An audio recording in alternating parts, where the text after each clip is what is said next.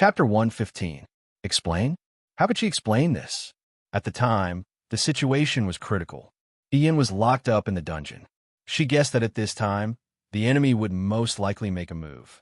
She asked Song Taodao to find a pen and paper and wrote a letter to Shinhan. The letter had a map of the Liang province guard drawn on it. Ian had been there for half a year, so the map was drawn in detail. She guessed that the enemy would cross the Wulu River. She suggested that Shinhan send hundreds to 1,000 archers to hide in the Wulu River and head toward the Liang province guard station in the depths of the forest. Once the enemy crossed the river and came to the Liang province guard station, they would fall into an ambush. At the time, I was framed for murder and sent to the dungeon. Ian thought for a moment, then explained, although the others didn't believe me, I felt that the enemy was after something big. Governor, you weren't there. If something really happened, the Liang province guard would be in danger. So I drew this map and asked Miss Song to give it to Shen Jiaodou. However, at the time, I wasn't sure if Shen Jiaodou would do as I said. I was just treating a dead horse like a living one.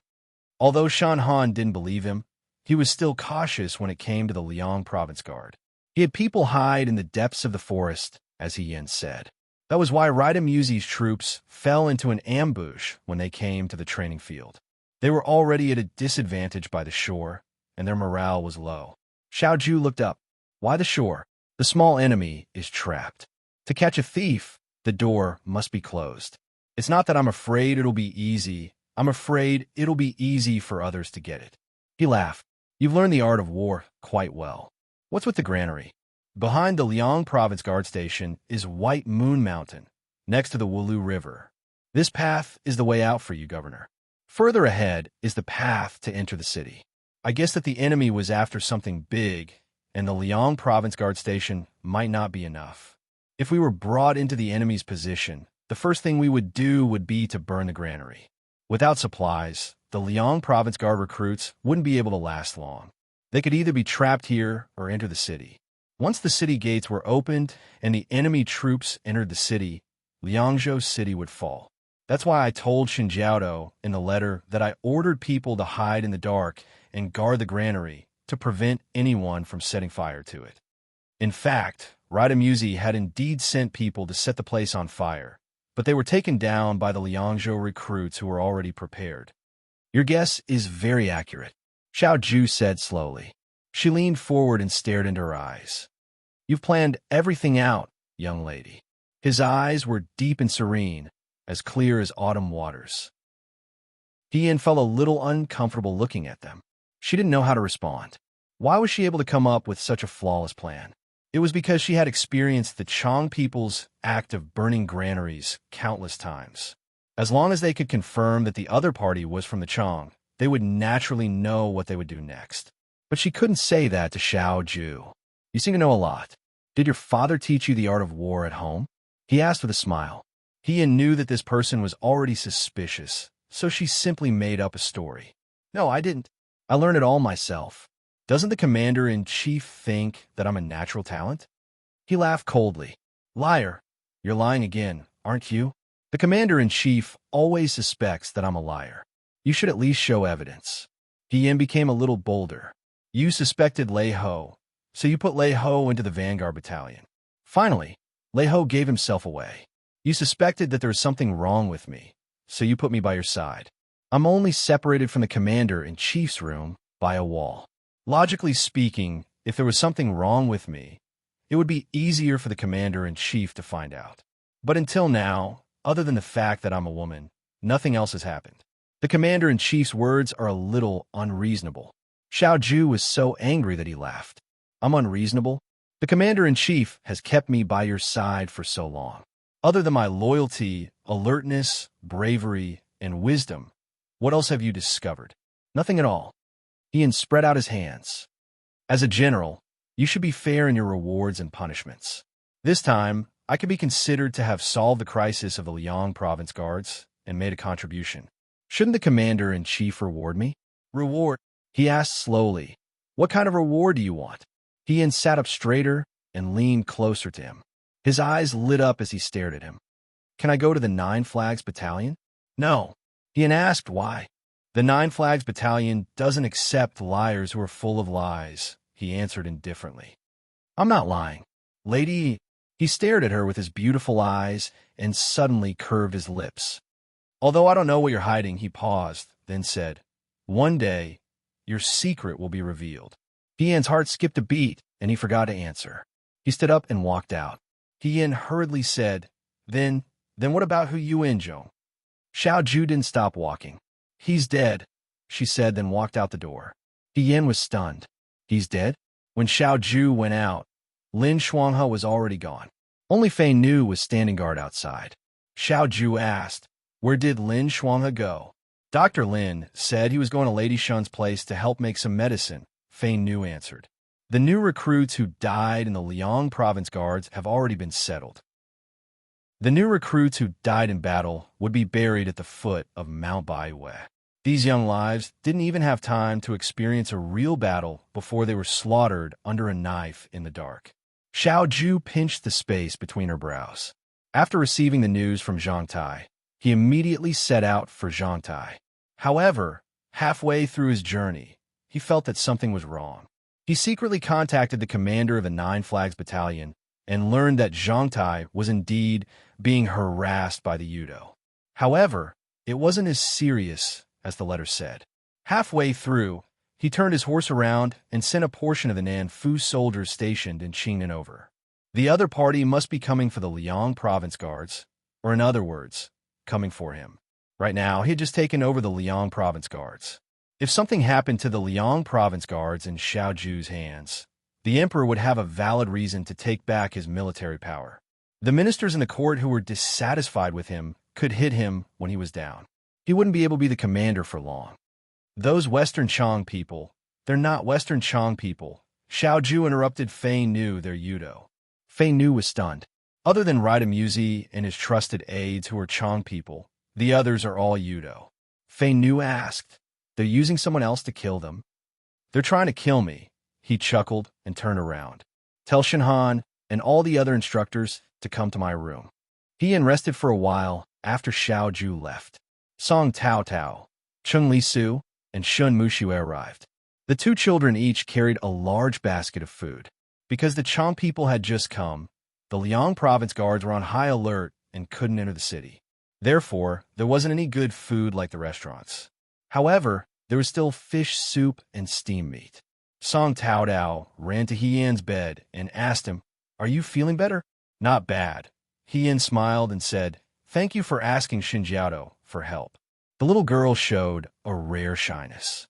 After a while, she said, it's nothing. You were in prison at the time. Also, you saved me, so we're even. When did my big brother save you?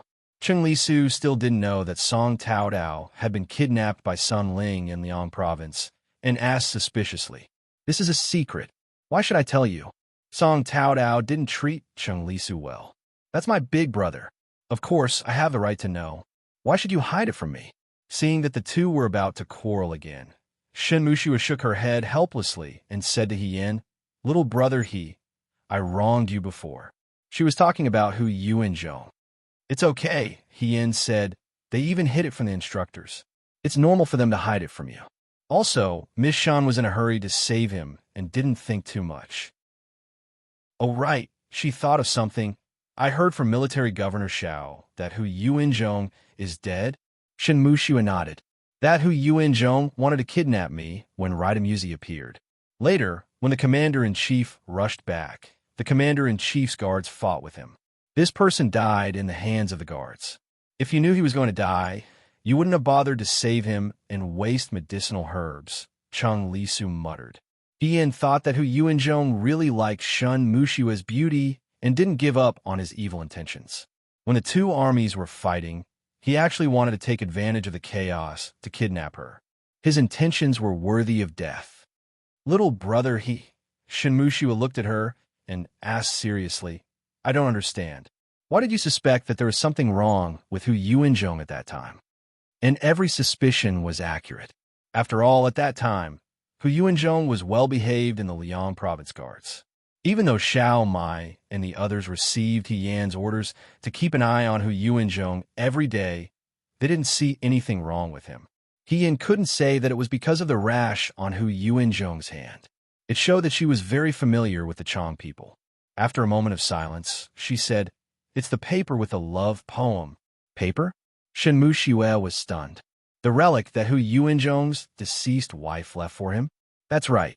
Yin said, "You were all moved by his deep feelings, but such a person would never look at you with that kind of gaze." What kind of gaze? Shen Muxue was puzzled. Yin scratched her head. It's the kind of gaze that a man has for a woman. She thought that Shen Muxue was a girl after all. She was thin-skinned. If she said that she was drooling, it would inevitably make her feel embarrassed. It was better to say it tactfully, but this Miss Shen wasn't an ordinary girl. When she heard this, she didn't feel embarrassed. She just asked curiously, "How did you know?" "Me?" This question was a bit difficult for Yin. She said, "I've been paying attention to Miss Shen." Shen Muxue frowned. Song Taotao saw that the situation wasn't good.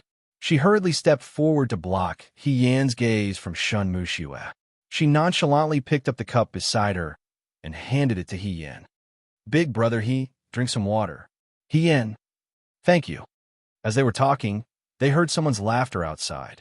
When they turned around, they saw that Lin Shuanghe had returned.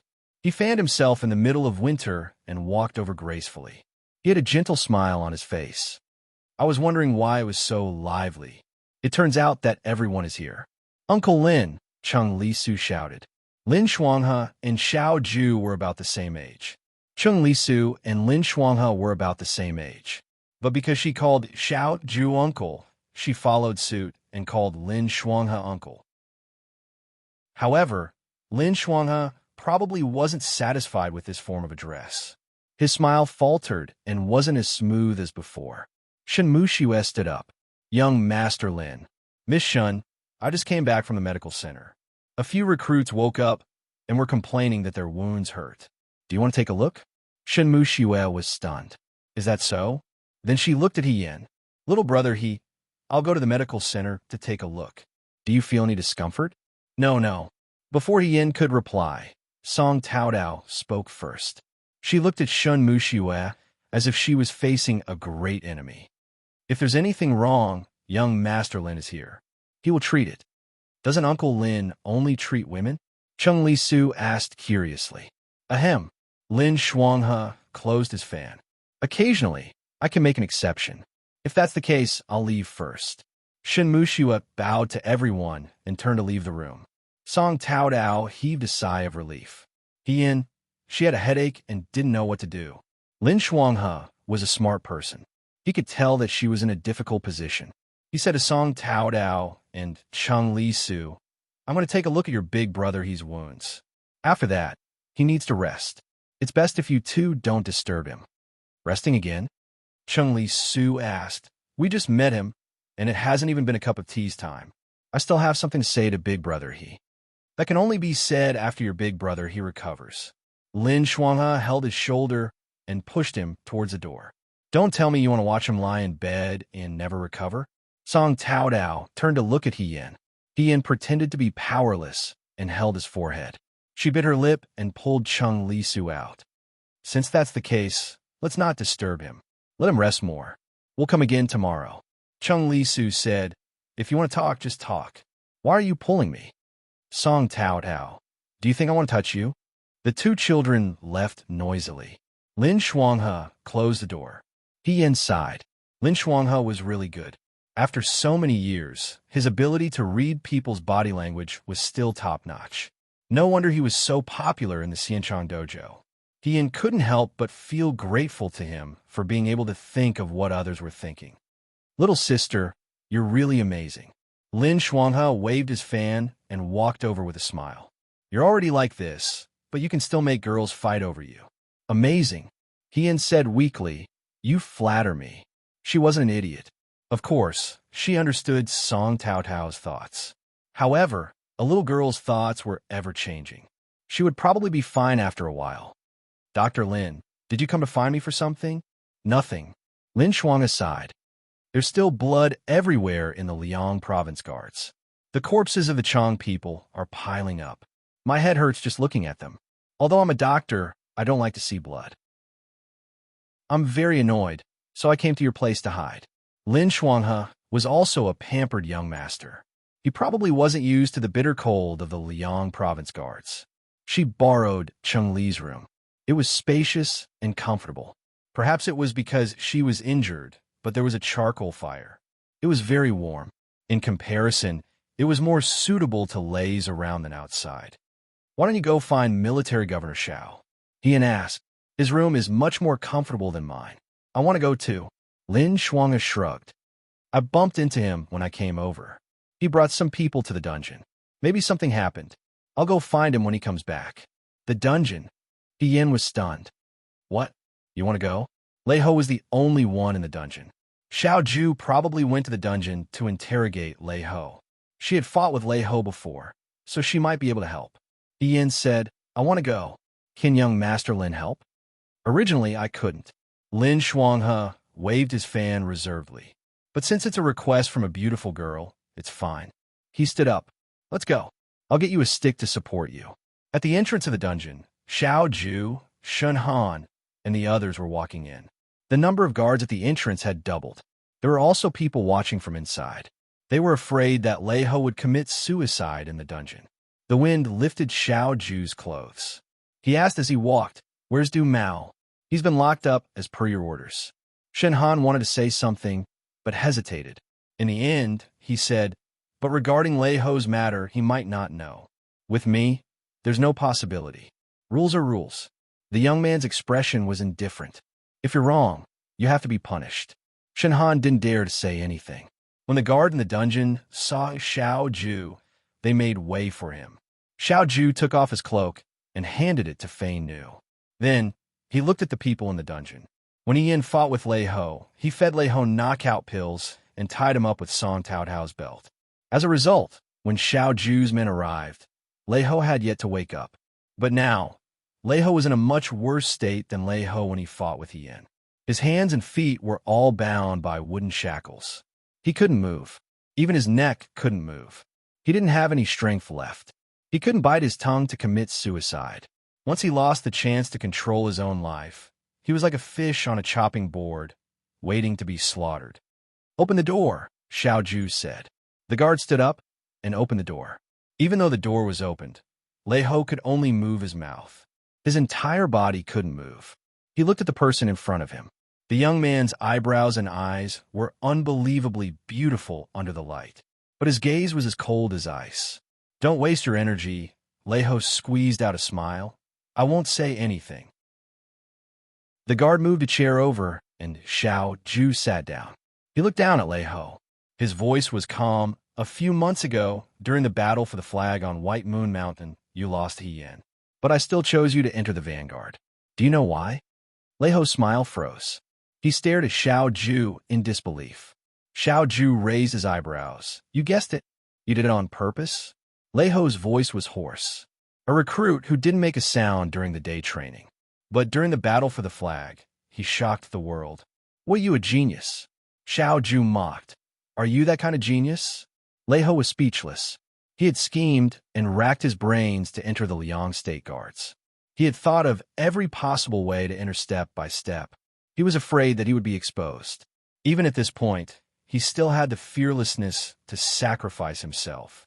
But Xiao Ju's words had destroyed his defenses. He had known from the beginning. So everything he did was like a clown. He was led by the nose, but he was still pleased with himself. So what? Lei Ho forced himself to say, Since I'm going to die anyway, I might as well die with some value. Even if it adds a thorn in your heart, it's fine. When I chose you to enter the vanguard, you did something. Xiao Ju casually waved his hand. Fei Nu bent down and took out something from his bosom. He handed it to Xiao Ju. It was a fragrant sachet and a longevity lock. Xiao Ju threw the fragrant sachet in front of Lei Ho. He twirled the longevity lock around his finger and looked at Lei Ho with a smile that was not a smile. Look, do you recognize it? Lei Ho felt as if he had been struck by lightning. The embroidery on the fragrant sachet was very familiar. It was the work of his wife. Lei Ho had personally ordered a craftsman to make the longevity lock for his son to wear. Xiao Huaijin, he gritted his teeth and said, You shouldn't implicate your wife and children. Wife and children. Xiao Ju played with the longevity lock in his hand and mocked. When you came to do this, did you still remember that you had a wife and children? Leiho gritted his teeth and didn't speak. By doing this, you are tying the lives of your wife and children to your body. If you succeed, you will live together. If you fail, why do you think that you'll be the only one who will pay the price? Xiao Huaijin, Leiho shouted. He wanted to struggle, but he was restrained by the wooden shackles and couldn't do anything. At this moment, his eyes were red and he shouted, "What are you trying to do?" The young governor looked at him and revealed a mocking smile. "You can tell me everything you know." "Impossible," Leiho said. "What a loyal dog." Xiao Ju placed the longevity lock in front of his eyes and observed it carefully. He said indifferently, "Take a guess. If you die, and your wife and children die, do you think the master you serve will avenge you?" "I was the only one who did it." Leiho begged desperately. "They don't know anything. Please let them go. Please let them go. It doesn't matter how you want to punish me. It doesn't matter even if you kill me. I beg you. Before you came, you should have thought about the consequences." Xiao Ju said, "As a death warrior, how can you rely on luck? Or, you should have hidden them deeper." Leiho fell to the ground. Douai's young killer had a heart as hard as iron. No matter how much he begged, it was impossible for him to soften his heart. He was an emotionless monster. He was cruel and merciless, like a clay sculpture.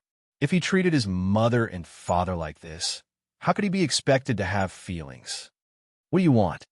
he asked weakly, but he knew that he couldn't be as cruel as Xiao Ju. He couldn't ignore the lives of his wife and children. But if he told him, his master would also take revenge. This was a path of no return. If he succeeded, he would live. If he failed, he would die. At this moment, Leiho regretted it. "I said, tell me everything you know." Xiao Ju said slowly, "I have a lot of time. Don't worry. You can tell me everything one by one." "What if I don't tell you?" The young man stopped fiddling with the longevity lock. In the next moment, the longevity lock in his hand broke into pieces with a slight creak. He actually crushed the longevity lock with his bare hands. "You could try." His tone was calm, even gentle. He said, "I promise, the next time I send you, it won't just be these two dead objects." Leiho closed his eyes. When he opened them again, his expression was one of misery. He looked at Xiao Ju and sneered. As expected of General Feng Yun, as expected of the right army's commander-in-chief. "I, Leiho, have experienced your temperament and methods." He Yin was walking to and from the dungeon with Lin Shuanghe. When he reached the door, he heard this sentence. No wonder Xiao Zhongwu and his wife fought for military power before the 7th day of their death. No wonder they didn't even bat an eyelid when 60,000 people were drowned in the Battle of Guo City. In terms of ruthlessness, who in Douai can compare to Xiao Huaijin? Chapter 116. No wonder Xiao Zhongwu and his wife fought for military power before the 7th day of their death. No wonder they didn't even bat an eyelid when 60,000 people were drowned in the Battle of Guo Valley. In terms of ruthlessness, who in Douai can compare to Xiao Huaijin? The dungeon was silent for a moment. Shenhan wanted to say something, but in the end, he didn't say anything. The young man's back was facing the prisoner, and his hands slowly clenched in a fist by his side. But after a moment, they slowly relaxed. He turned around and looked at Leiho. He smiled indifferently and said, "It seems that you know what kind of person I am. Then you should think about it more clearly." He walked out, his voice cold. "I never give people a second chance." When he reached the door, he happened to see He Yin and Lin Shuanghe standing in the corner. He paused for a moment, then ignored them and left. No one dared to chase after him. Shenhan ordered people to lock Leiho back in. It was unknown whether it was the conversation with Xiao Ju that made Leiho despair or something else, but Leiho laughed bitterly. His laughter echoed in the dungeon, eerie and mournful. Fei Nu walked out. When he saw He Yin and Lin Shuanghe, he was startled and said, "Young Master Lin, why are you here?" "I wanted to say," He Yin looked inside, "I have fought with Leiho before. When the governor interrogates Leiho, I might be able to help, so I came to take a look." "No need, it's already been solved," Fei Nu replied quickly. "You can go back now." Lin Shuanghe shrugged. When he saw Xiao Ju's cloak in Fei Nu's hands, he took the initiative to take it and said, "This is Huijin's clothes. I'll send it to him. I don't think he wants to see anyone right now." Fei Nu said, "No need to trouble young Master Lin. It's no trouble at all." Lin Shuanghe said, "I was just about to look for him later." Fei Nu stopped and nodded to Lin Shuanghe. "Thank you, young Master Lin." Lin Shuanghe smiled and said to He Yin, "Let's go." The two of them walked out together. When they came out, it was already snowing lightly. Now, the snow was even heavier. He Yin was injured, so he walked very slowly. He was still wearing Chung Lisu's cloak. Although Lin Shuanghe called He Yin little sister intimately, he had a sense of propriety when it came to interacting with women. It was as if he was deliberately avoiding arousing suspicion. He didn't even lend his arm to help him up. However, the two of them were not in a hurry, so they walked very slowly. The snowflakes rustled down and hit them. He Yin thought about what Lei Ho had said in the dungeon. While he was deep in thought, Lin Shuanghe suddenly asked, "Have you heard the Battle of Guo City's Long Valley?" He Yin was startled, but he immediately replied, "I have." The Battle of Guo City's Long Valley was the most important battle when Xiao Ju led the Nanfu army to quell the chaos of the southern barbarians after Xiao Zhongwu's death. At that time, everyone in Wei was waiting to see Xiao Ju make a fool of himself. A 16-year-old boy leading so many soldiers against a foreign army that even his father couldn't defeat. No matter how they looked at it, he was bound to lose. Who would have thought that he would win the first battle? Later on, the southern barbarians were forced to retreat. Xiao Ju only took half a year to quell the chaos of the southern barbarians. Do you know how he won the Battle of the Long Valley? Water attack. You know, He Yin didn't say anything. Instead, he poked a small hole in the snow with his bamboo stick. Then you also know that during the Battle of the Long Valley, General Feng Yun and Xiao Huijin flooded Guo City and 60,000 people died. Lin Shuanghe hugged Xiao Ju's black cloak tighter. At that time, corpses were floating in the air, and the east of the city stank. Guo City was like hell on earth. It was unbearable. He smiled and asked, "What do you think? Do you think he's cruel and inhumane?" He Yin said calmly, "War is cruel. Being kind to the enemy is being cruel to the people of your own country. Moreover, no one knows the truth before being in that position. If he wasn't cruel and inhumane, we might be the ones drowning now." Lin Shuanghe paused and turned to He Yin. "Why do you think so?" "I just think that military governor Xiao isn't that kind of person." Lin Shuanghe stared at He Yin as if it was the first time he had seen her. He Yin asked, "Is there anything wrong with what I said?" After a while, he shook his head and smiled. "I'm just surprised that you trusted Huijin so much after spending less than a year with him. Why was I not as firm as you when I first heard about this?" He Yin thought that it was because Lin Shuanghe had never been to a real battlefield. Only those who had seen fighting on the battlefield would know how difficult it was for a general to make a decision. Xiao Ju was smart and calm.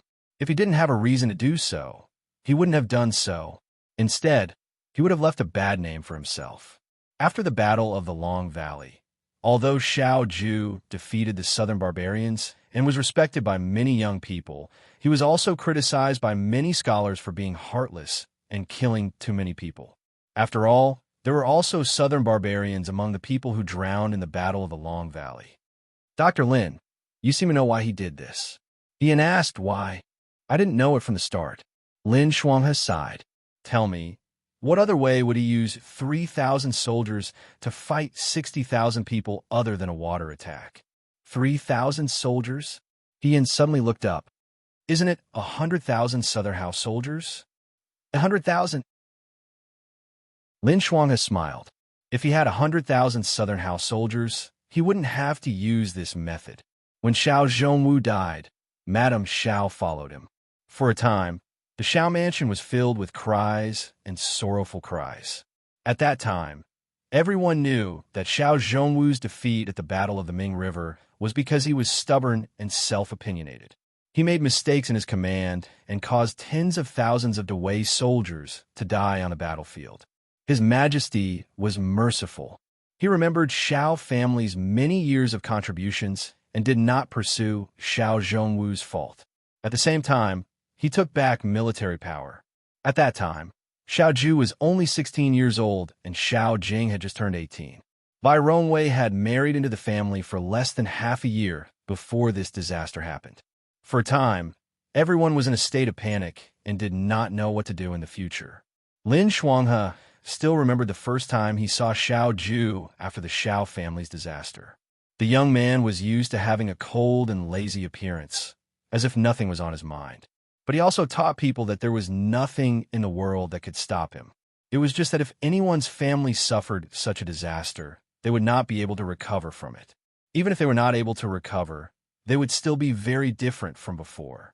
But the Xiao Zhu that Lin Shuanghe saw was not like that. Other than looking a little more haggard than before, he did not look dispirited or depressed. "Do you have medicine that makes people sleep for a whole day?" Xiao Zhu asked. Lin Shuanghe said, "My family's medicine shop has it. If you want it, I can get it for you immediately." The Lin family's medicine shops were all over the Dawei. Just in the downtown area of Shuajing, there were a few shops. Lin Shuanghe ordered a servant to go to the nearest medicine shop and get 2 sets of medicine. He handed them to Xiao Zhu and said, "Take it and you will sleep for 20 hours.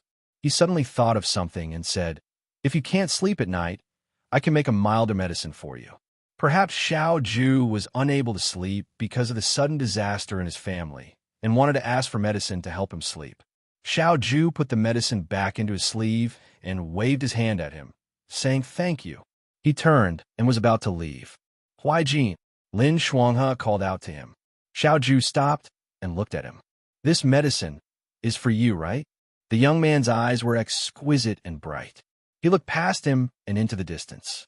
At the end of the distance, the lofty palace was faintly discernible. He said calmly, "I want to enter the palace." Lin Shuanghe was not stupid. He immediately understood Xiao Zhu's intention. He said in horror, "You want to enter the palace without telling your brother? Why would I tell him?" The young man lowered his head and smiled. "It will only make him more worried." "You're crazy," Lin Shuanghe said anxiously. "Do you know that the court is in chaos because of General Xiao?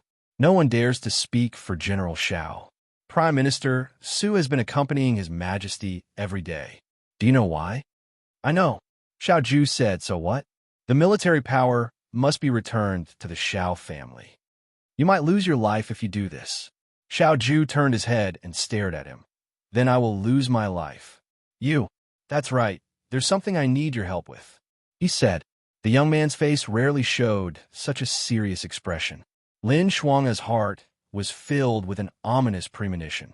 He pursed his lips and asked, "What is it? If I come back alive, then pretend that this never happened. If I die," he paused, "there's no need to collect my corpse. Imperial physician Lin has some influence in front of the Empress Dowager. Please tell my brother. This has nothing to do with him." "What do you mean you die?" Lin Shuanghe heard his own trembling voice. "It's very simple. After tonight, if I don't die today, then he will die tomorrow." His expression was calm, as if he was talking about someone else. "But I'm not sure of the result." So, he curved his lips. "You can pray." "Xiao Huaijin." The young man bowed deeply to him. When he straightened up, he only said 2 words. "Thank you." Lin Shuanghe's eyes reddened. Xiao Zhu waved his hand at him. "Go back." Lin Shuanghe didn't move. He laughed and turned to leave. That was a long time ago, but Xiao Zhu's back seemed to stop in front of him. On the bustling streets of the city, the young man's back was tall and straight, but he looked especially lonely. No one knew what kind of path he would take, but Lin Shuanghe was very clear about one thing. Xiao Zhu wouldn't turn back.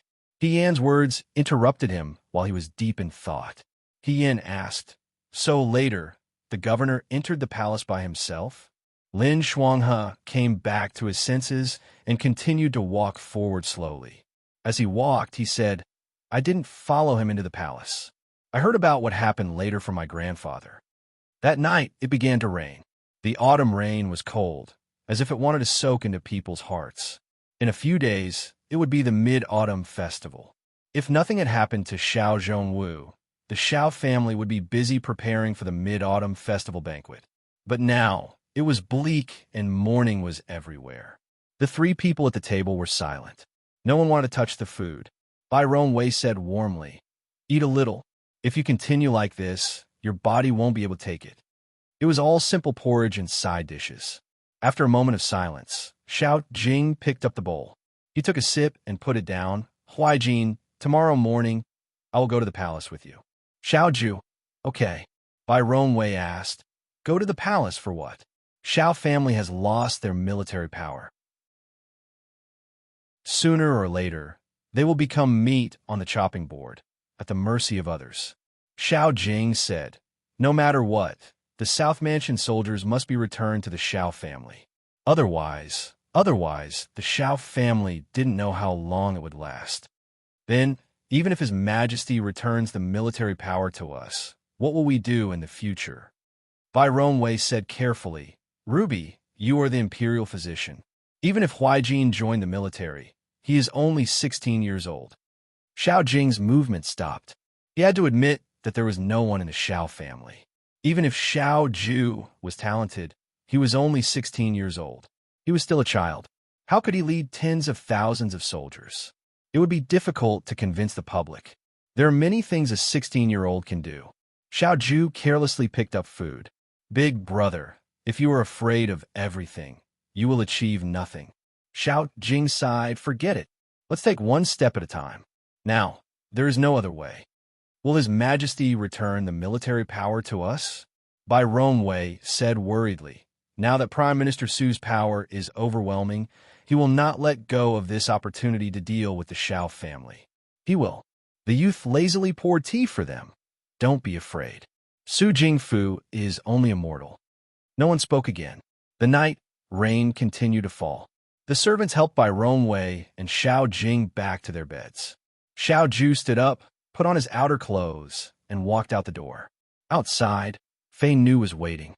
The rain fell on the ground, creating puddles and ripples. The white lanterns hanging at the door were completely soaked. Xiao Ju stopped at the door. Fei Nu said, "Young master." He bowed his head and ordered the housekeeper, "Take care of them. Let's go." They disappeared into the night. The carriage drove to the palace. In the palace, the current Prime Minister Su Jingfu was playing chess with the Emperor Wenxuan. A servant came to report, "Your Majesty, the second son of General Guangwu's residence requests an audience." Emperor Wenxuan stopped playing chess. Xiao Huaijin? Was he doing here? Probably because of his father. Su Jingfu laughed. "Your Majesty, be careful." He picked up a black stone. "You, don't play tricks while I'm distracted." Emperor Wenxuan laughed and scolded sly. Su Jingfu also laughed. "Your Majesty is letting me win." The two of them continued to chat and play chess. They seemed to have forgotten about Xiao Ju. After the time it takes to burn a stick of incense, the servant came in again to remind, "Your Majesty, second son Xiao is still waiting outside the palace. It's still raining outside. If it's raining, then go back." Emperor Wenxuan was worried about the chess game in front of him. What's he waiting for? "Your Majesty, please don't be angry." Su Jingfu said, "Second son Zhao's family has undergone a great change. He's still a child. He must be feeling wrong. Why don't you let me go out and persuade him? It's best if I can persuade him to go back." "Go." Emperor Wenxuan waved his hand impatiently. Attending court is Xiao Zhongwu's business, but he can't leave court. Xiao family, I'm tired of hearing it. Let him go back. Go quickly and come back quickly. When you come back, you still have to play this game with me." Su Jingfu stood up and bowed respectfully. "Yes." When he walked out of the palace, he saw Xiao Ju kneeling at the door. Su Jingfu was over 60 years old. When he was young, he worked in the Hamlin Academy and had students all over the world. Dou Wei's outstanding young man was more or less related to him. Even though Xiao Ju was not his student, he had heard of Xiao Ju's outstanding performance. He had seen Xiao Ju once during the imperial hunt. He also remembered that the white-robed young man's beauty was captivating. He was like a dazzling pearl, and everyone else paled in comparison. Su Jingfu had also sighed in his heart. It would be great if such an outstanding young man was part of the Su family. Unfortunately, Xiao Zhongwu, that barbarian, took advantage of him. He stood in front of Xiao Ju and said, "Second son Xiao." The young man raised his head and looked at him. "Official Su. It's raining so heavily outside. Why is second son Xiao waiting outside without an umbrella?" He ordered the left and right palace servants, "Come, bring second son Xiao an umbrella." The palace servants held umbrellas and stood behind Xiao Ju. Su Jingfu made a gesture to help him up, as if he was an elder concerned about the younger generation. He said, "Why are you still kneeling? Hurry and get up." Xiao Ju did not move and said, "I want to see His Majesty. His Majesty is busy right now. If second son Xiao really has something to say, you can come back tomorrow. It's already very late. His Majesty still needs to rest after finishing his work. It's not a good time to see His Majesty." The young man did not move and only repeated, "Official Su, I must see His Majesty today." Su Jingfu took 2 steps back and looked at him with his hands in his sleeves. He also had a benevolent smile on his face. "Second son Xiao, His Majesty is benevolent. Xiao family used to do meritorious deeds and favored you greatly. Now that your father failed in his duty and caused the Dawei soldiers to suffer a crushing defeat at the Battle of Mingshui, he should have pursued this matter. It was His Majesty who gave him a way out on account of their past relationship. How can you be so insatiable and not know what's good for you?" The night rain drifted in from below the umbrella and soaked the young man's clothes. His eyebrows were extremely handsome and his expression was calm. His voice was no longer lazy and dissolute as he said, "Official Su is right." Su Jingfu's smile did not change. "So," Xiao Ju raised his head and looked at him, "I implore Official Su to make an exception for His Majesty." Xiao Ju wishes to see His Majesty. Second son Xiao must be joking. "Why should I make an exception for His Majesty?" Su Jingfu asked. The young man looked at him and lowered his head slightly. "Please grant my wish, Official Su." A young man's pride was the most fragile. Sometimes his spine would bend slightly, and he would not be able to stand up again. If Xiao Zhongwu knew in the underworld and saw his second son, whom he was so proud of, kneeling in front of him and begging for his mercy, what kind of expression would he have? In an instant, Su Jingfu did not want to immediately force him into a dead end. It was much more interesting to see a proud person fall into the mortal world, be trampled into the mud, and have his pride trampled until it was worthless. He raised his head slightly and said in distress, "Second son Xiao, it's not that I don't want to help you. It's just that His Majesty is angry at the Xiao family right now. Even I can't interfere in this matter." Xiao Ju only said, "Please grant my wish, Official Su." Su Jingfu stared at him. After a while, he said, "If second son Xiao insists on seeing His Majesty, why don't you accept your punishment first? Xiao family is already guilty. If second son Xiao is willing to go all out and His Majesty sees it, the anger in His Majesty's heart may dissipate a little. This old man will also speak up for second son Xiao. Please advise me, Official Su. You're still young, and it's difficult for you to bear more punishment. Go and receive 50 paddles first." He said. These words were said very casually, as if Xiao Ju was already very lenient. The palace servant next to him lowered his head and did not speak, but he could not hide the surprise in his heart. 50 paddles, if one's body was weak, would be enough to kill. Even if it was an ordinary person, 50 paddles would take half their life. It would be difficult for them to recover without recuperating for at least a year. Xiao Ju said, "Okay." Su Jingfu smiled. Second son Xiao is indeed like his father. He turned and ordered his servants, "Take second son Xiao away to receive his paddles." In a night rain, 50 paddles fell on a person. It was not as easy as imagined, especially the palace servant who carried out the punishment. Su Jingfu had specially instructed him. The youth did not make a sound. He gritted his teeth and endured it. After 50 paddles, he wiped the blood from the corner of his mouth and slowly propped himself up to stand up. When he stood up, his footsteps were a bit weak, and he almost fell. The palace servant next to him could not bear to see him like this. Back then, second son Xiao was dressed in brocade and fox fur. He was elegant and gorgeous. Who would have expected him to be in such a sorry state? No one would have expected this. Su Jingfu was not interested in watching Xiao Ju receive his paddles. He entered the hall and first went to speak with Emperor Wenshuan. Emperor Wenshuan said, "Didn't you say you want to chase him away?" "Your Majesty." Su Jingfu shook his head. Second son Xiao insisted on seeing your Majesty. This old official could not persuade him otherwise. Young people are full of vigor.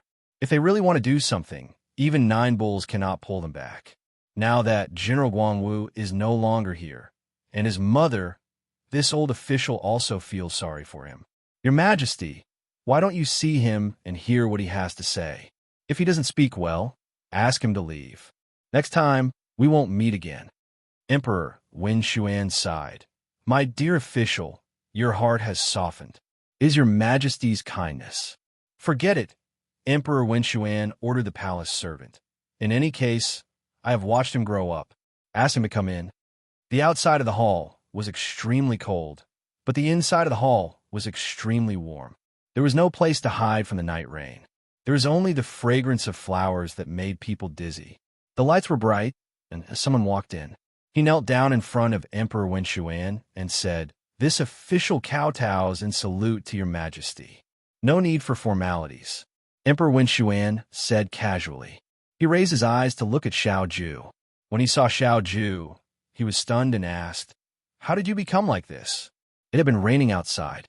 The umbrella that Su Jingfu asked the servant to hold up only lasted for less than 15 minutes. His entire body was wet, and he looked extremely miserable. Because he had just been hit 50 times, his body was extremely weak. His face was pale, and his lips were pale. It seemed like he would faint at any moment. He was completely different from before. After all, he had watched him grow up. Emperor Wenshuan couldn't help but feel compassion for him. He was genuinely concerned.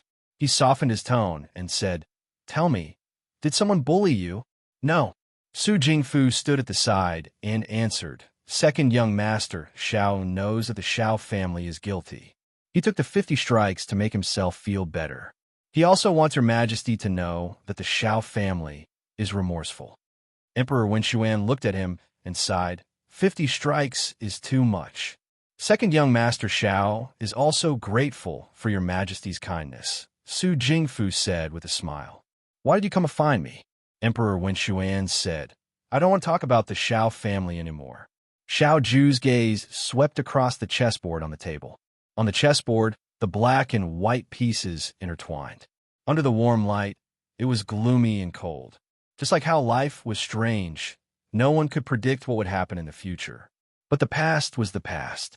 Since it was impossible to predict, the future could only be created. The young man prostrated himself. His voice was calm, but with an unstoppable stubbornness, he said word by word, "This official begs for your Majesty's permission. I am willing to personally lead the Southern Army into Mingshui and fight against the Southern barbarians." Chapter 117. Your Majesty, please allow me to personally lead the Nanfu Army into Mingshui and fight against the Southern barbarians. The light flickered, and the sound of rain hitting the ground could be heard. The young man bowed. After a while, Emperor Wenshuan said slowly, "Do you know what you were saying? The Southern barbarians bullied the people of the Central Plains. Now that my father is dead, I am willing to carry on my father's legacy and enter the Southern barbarians again to take back Mingshui."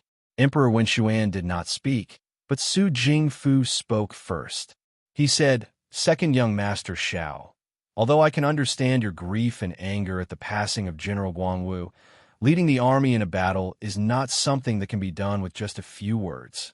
Seeing that Emperor Wenshuan did not intend to stop him from speaking, Su Jingfu continued, "In the Battle of Mingshui, General Guangwu was obstinate and self-opinionated. He caused thousands of Dawei soldiers to die at Mingshui. Your Majesty is benevolent and did not pursue the matter. Now that you are here tonight, it is not to ask for forgiveness, but for military power."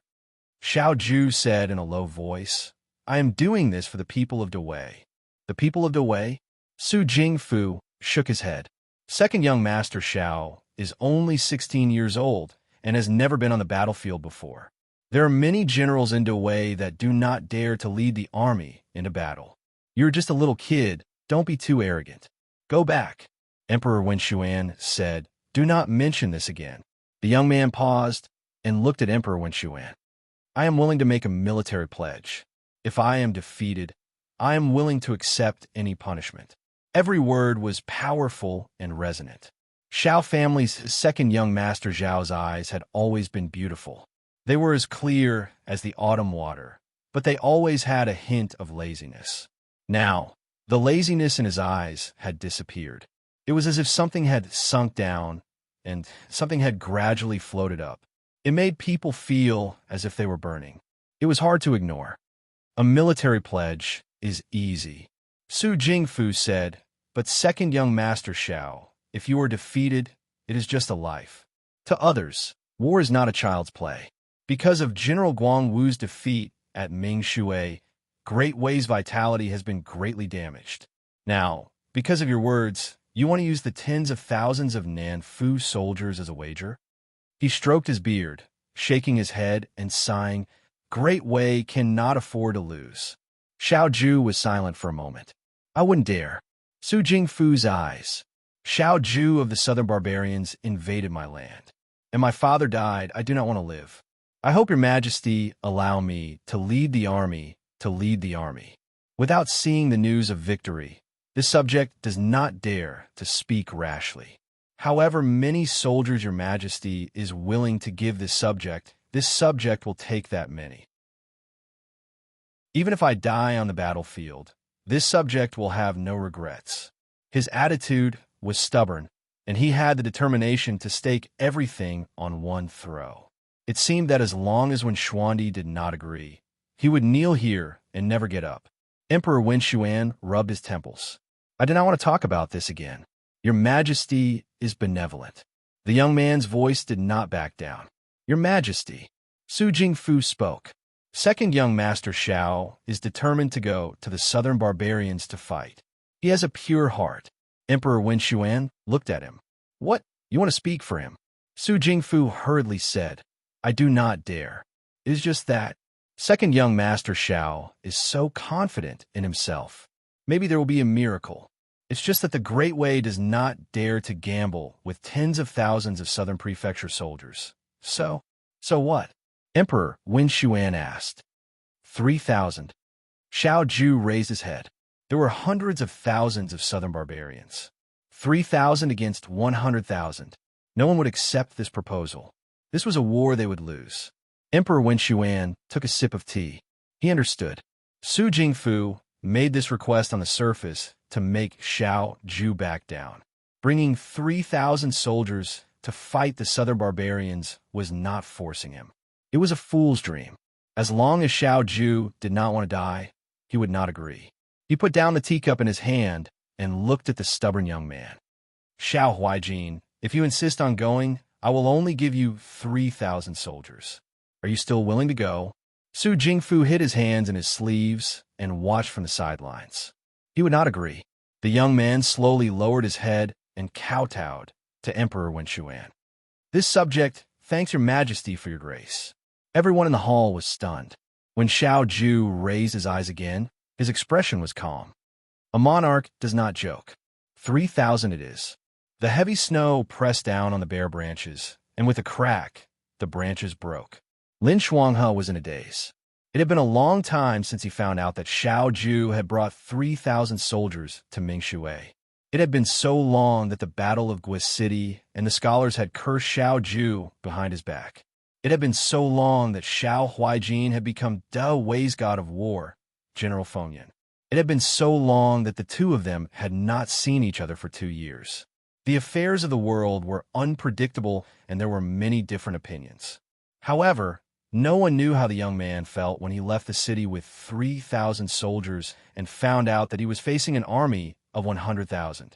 Xiao Rubi did not know that Xiao Ju had drugged him and entered the palace in the middle of the night to ask for 3,000 soldiers. He thought that the emperor had handed the southern barbarians to Xiao Ju and that Xiao Ju had temporary military power. Everyone cursed Xiao Ju behind his back. They cursed him for fighting for power. They cursed him for entering the palace before the 7th day of his mother's death. They cursed him for deceiving the emperor and handing the southern barbarians to a young man. How ridiculous was that? Who was the one who was being ridiculous? How ridiculous was this world? Xiao Ju left the city in the middle of the night. No one knew the look in his eyes before he left, and no one knew what he was thinking. Countless interesting things happened in the capital every day. Some people sighed at the Xiao family's misfortune, while others took pleasure in it. However, it only lasted for a few days. After a month, there were very few people who mentioned it. After a few more months, it had long been forgotten by people, until the news of the Battle of Long Valley came. Second young master Xiao had led the southern barbarians to take down Guis City and drown 60,000 southern barbarians. The whole nation was shocked. They were shocked by the young man's surprise attack, and how ruthless he was at such a young age. Everyone thought that he could have used a gentler method to capture the captives. Who knew that there were civilians among the 60,000 who drowned? But what could they do? 3,000 against 100,000. Ian rubbed a small bump on the bamboo stick and pressed it gently. His hand hurt. He has no other choice. Lin Shuang has smiled. That's right. No one would use such a method unless they were forced into a dead end. The southern barbarians were stationed in Guis City. Xiao Zhongwu had been attacking for a long time, but he couldn't defeat them. Now that he had 3,000 soldiers, it was even more impossible for him to fight them head-on. Xiao Ju ordered the 3,000 soldiers to secretly build a dam 100 miles east of Guis City to block the water from the East Mountain Long Valley. When the water accumulated and turned into a vast ocean, he ordered the dam to be breached. Fei Nu asked, "Young master, you must think carefully. If this goes on, everyone will curse you behind your back. Even if they won by drowning Guis City, it would leave a cruel mark in the history books." All the generals and soldiers had always wanted to be remembered in history and be famous for 1,000 years. Moreover, the emperor advocated benevolence and didn't like to kill indiscriminately. This kind of victory meant that they had to bear more than they could gain. The young man sat under a tree and looked in the direction of Guis City in the distance. He stroked a weed in front of him and said self-mockingly, "Do I have any other choice?" Fei Nu didn't speak. "It doesn't matter what others say about me." He stood up, his black cloak leaving a trail behind him. "Open the dam." Fei Nu didn't speak or move. The young man walked forward and said coldly, "I said, open the dam." Thousands of feet of water flowed down. Guis City was submerged. The water poured in from the east and came out from the west. The barbarian soldiers and civilians in the south couldn't escape. All 60,000 people drowned. The city fell, and Xiao Ju won without a fight. When the news reached the imperial court, Emperor Wen Xuan was also shocked. After Xiao Zhongwu's death, the officials who supported the Xiao family were suppressed by Prime Minister Su's party. Now that Xiao Ju had won, they could hold their heads up high. Xiao Ju took the opportunity to submit a letter asking Emperor Wen Xuan to hand over the southern house soldiers to him, so that he could wipe out the southern barbarians in one go. Emperor Wen Xuan delegated power bit by bit. Xiao Ju's victories were also won one battle after another. In the past few years, the southern barbarians had been defeated by him again and again. In the end, they were utterly defeated. The young man who led 3,000 people out of the city alone at night had finally become the frightening General Feng Yun in the eyes of the world. No one cared about the truth anymore. What people cared about was the fact that he had been greedy for military exploits, treated human lives like grass, and slaughtered at will. What he cared about was that he was arrogant, domineering, and looked down on everyone else. He even chopped down the only son of the Minister of Revenue without any mercy. But was he willing to be like this? When they were young, they went to school together in the Xianchang school and read, "The young man has his own arrogance. He despises the Kunlun sect and laughs at Luliang. He sharpened his sword for many years and showed his edge today." How spirited and handsome he was. In the years that followed, he was no longer as bright as he was then. The handsome young man in a white robe and a silver crown became the jade-faced killing general in black clothes and black armor. This was not something to be celebrated. From the beginning to the end, he was just one person. The snow fell even harder. It was so heavy that just by standing on the spot, one could already feel the chill. Their feet would leave clear footprints on the snow, but it wouldn't be long before they would be covered by the snow, leaving no traces behind. I don't know. At that time, the governor only led 3,000 people in the Battle of Guas City, Hien said. Do you know how the Nine Flags Battalion came to be? Lin Shuanghe asked. Hien shook his head. His Majesty asked the Shao Ju to pick 3,000 people from the South Mansion Army. This was his last mercy to Huaijin. Huaijin stood in front of the South Mansion Army and asked them to choose whether they were willing to follow him to Mingshui. Before they went, no one thought that they would win the battle. They were going to die. Everyone who stood out had the determination to die and followed the general's son. The first 800 people who stood out later became the Nine Flags Battalion, he said with a smile. No wonder. Hien understood why the Shao Ju did not easily accept people into the Nine Flags Battalion. No matter how outstanding, brave, smart, and capable they were, they could not compare to the friendship they had built up in the past. Even if they were injured in the Nine Flags Battalion and could not go to the battlefield again, the Shao Ju would help them settle down, because it was worth it. I didn't know about this at that time. Lin Shuanghe reached out and brushed away a snowflake that had landed on his body. Later, when Grandfather was treating the Empress Dowager told him about it. Grandfather then told me that there were many rumors in the imperial court. After piecing them together, we formed the original outline of the situation. Didn't military governor Shao tell you about this? Hien asked. She remembered that when she entered the Xianchang school, Shao Ju, Lin Shuanghe, and another young man were very close. When Shao Ju was in trouble, he would tell his friend about it. To be honest, I only met him a few times in the past few years. Lin Shuanghe shook his head. The few times he wrote to me, he wanted to borrow money. Borrow money? You didn't expect that, right? When Lin Shuanghe said this, his tone became more relaxed. Shao family's original silver was confiscated when General Guangwu was killed. When he led the troops to the south 2 years ago, he didn't have enough resources. Shao family's eldest brother was an honest official. He couldn't bear to squeeze his brother dry, so he came to me. Our Lin family's medicine shops are all over the Dawei. We are loved by many noble ladies in the capital. He treated me as his father and gave him pocket money. And even though he won many battles these years and got a lot of rewards and spoils of war, it's still not enough compared to what I borrowed from him. Lin Shuanghe smiled. Of course, I'm very generous. If he can't pay me back, then forget it. Hien, it's good to have a friend like you. These words were said with sincerity. Lin Shuanghe waved his hand modestly. You're too kind. That's why I was surprised when Shao Ju sent me a letter asking me to come to Liangzhou. Did the governor ask Dr. Lin to come to Liangzhou? Hien asked curiously. That's right. The letter said that one of his confidants had an eye injury and asked me to come and treat it. I thought it was Fei Nu Chi Wu who was injured. Halfway there was a letter saying that the persons I had recovered. Since I couldn't turn back halfway, I heard that he was in Qingnan. So I changed my route and went there to meet him. I also followed him to the Liangzhou Guard to see where he lives now.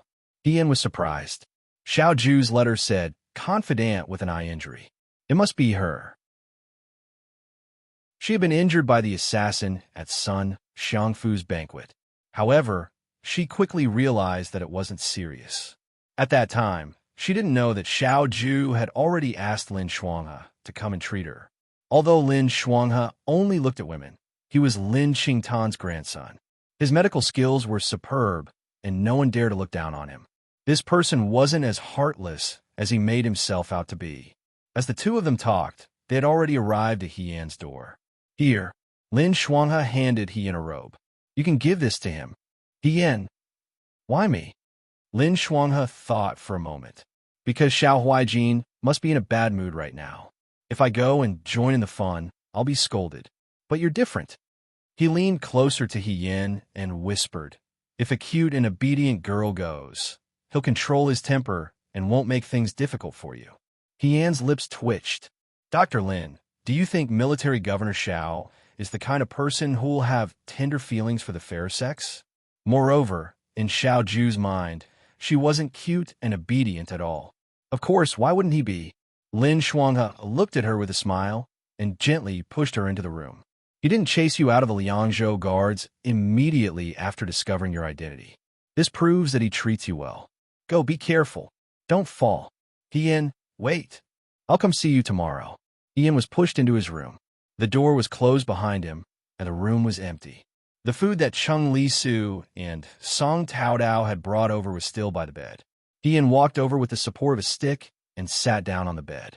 The black robe was next to his hand. Ian looked to the other side of the door. He wondered if Xiao Ju was there right now. If she was, wouldn't it be a bit awkward for her to just give him the food? The window was open, and the salt-like snow drifted into the room with the wind. The young governor stood in front of the window and looked at the wind and snow outside. In the dungeon, Lei Ho's words rang in his ears.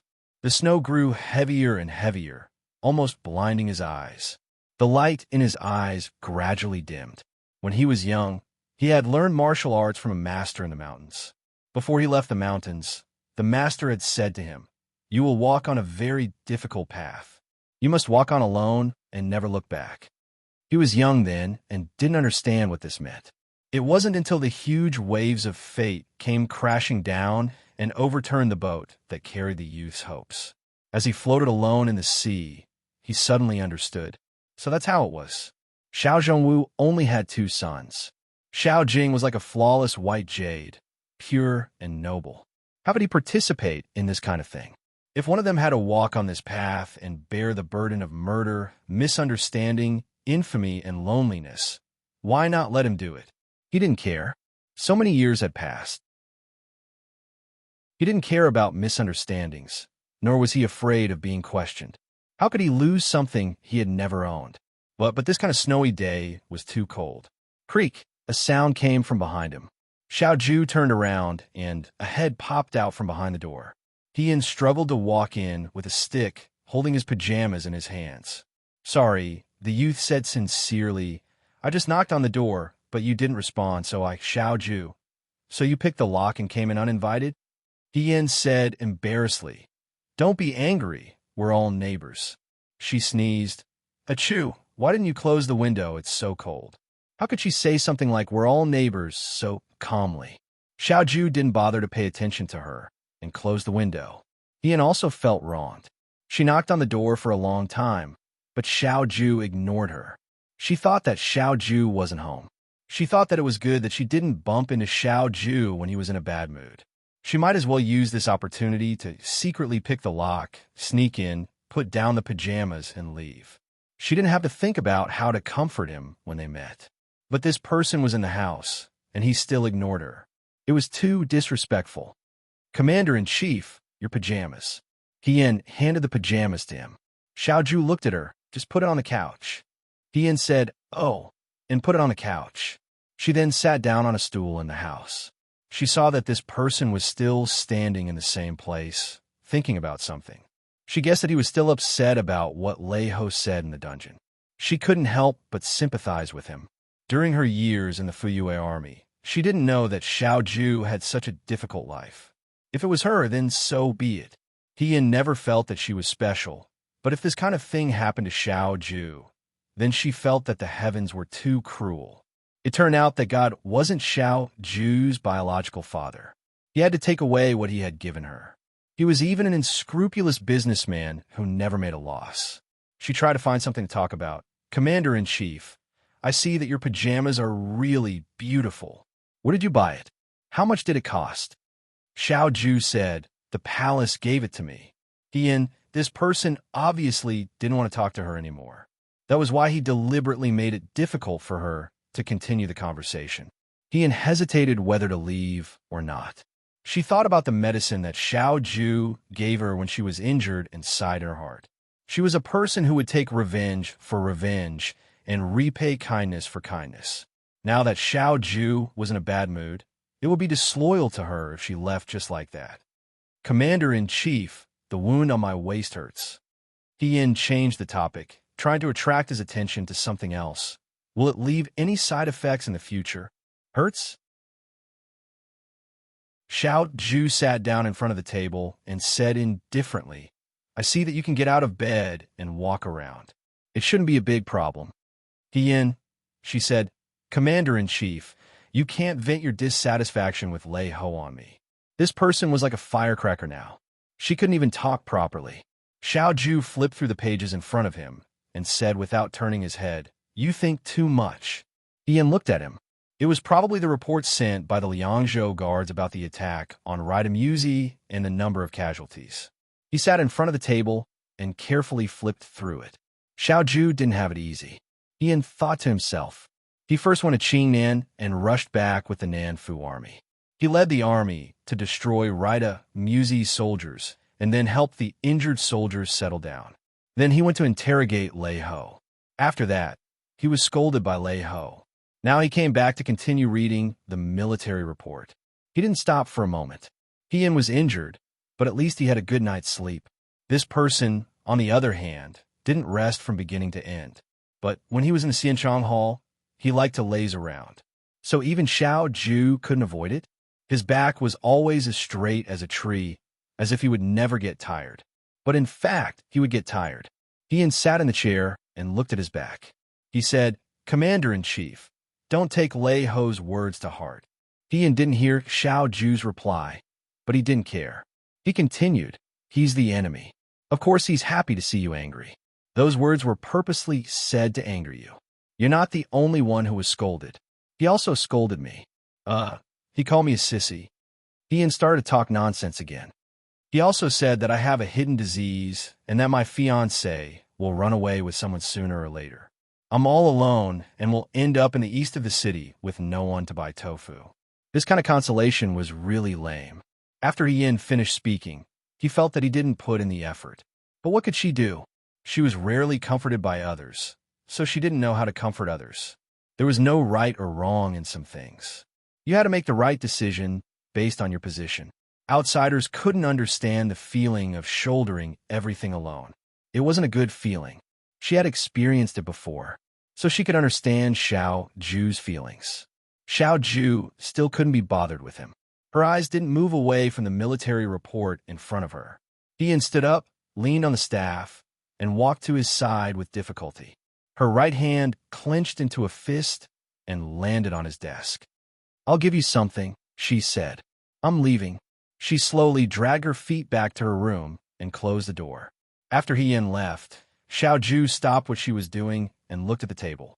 There was a sesame candy lying on the spot where her palm was just now. It looked very sweet. Chapter 118.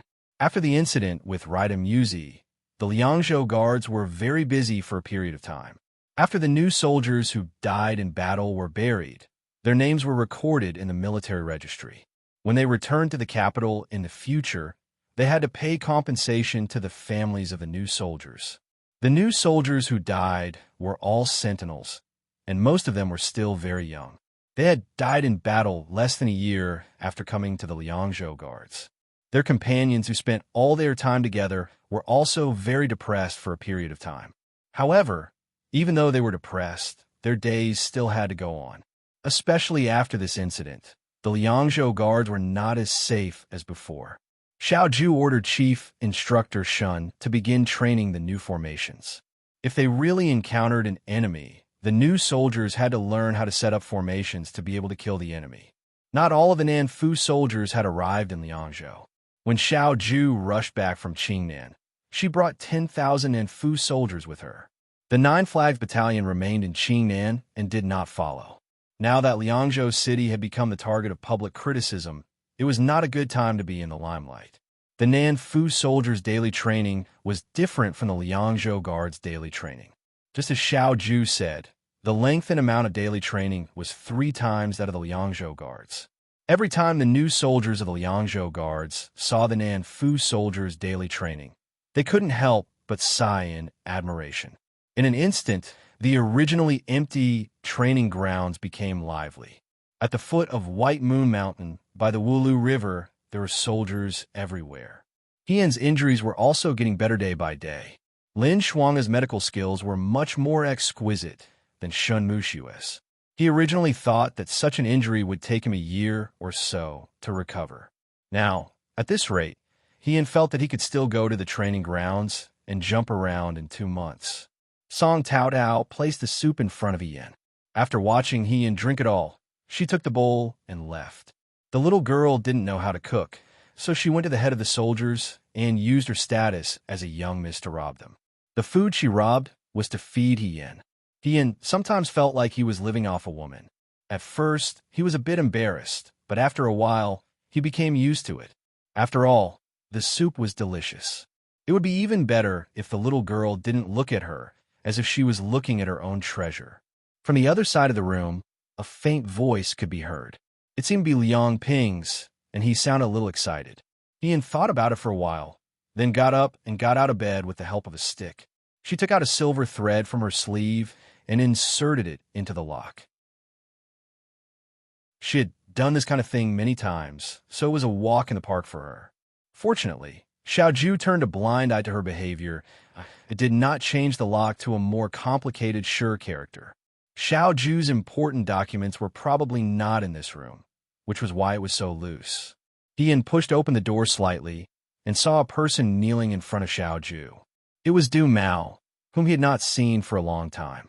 Ever since the incident with Rida Musi, Lei Ho's identity as a spy was exposed. As Lei Ho's relative, the original sponsor, Du Mao, had disappeared without a trace. Hian heard Cheng Lisu say that Du Mao seemed to have been locked up. Hian could understand. Since Lei Ho was a spy, no one could guarantee that Du Mao was innocent. Now that Du Mao appeared here, it was probably because the injustice had been cleared. In addition to the kneeling Du Mao, there was also a group of instructors standing in the room. Hian saw Liang Ping step forward and plead, "Commander-in-Chief, Instructor Du and Lei Ho haven't seen each other for many years." He really didn't know that Lei Ho was a spy. "Please, Commander-in-Chief, give him a way out." "That's right, Commander-in-Chief." Ma Damii couldn't help but say, "Instructor Du has been in the Liangzhou Guard for 10 years and has never made a single mistake. If Lei Ho didn't intentionally hide it, he wouldn't have ended up like this. Please, Commander-in-Chief, take into account Instructor Du's hard work for so many years and give him a lighter punishment."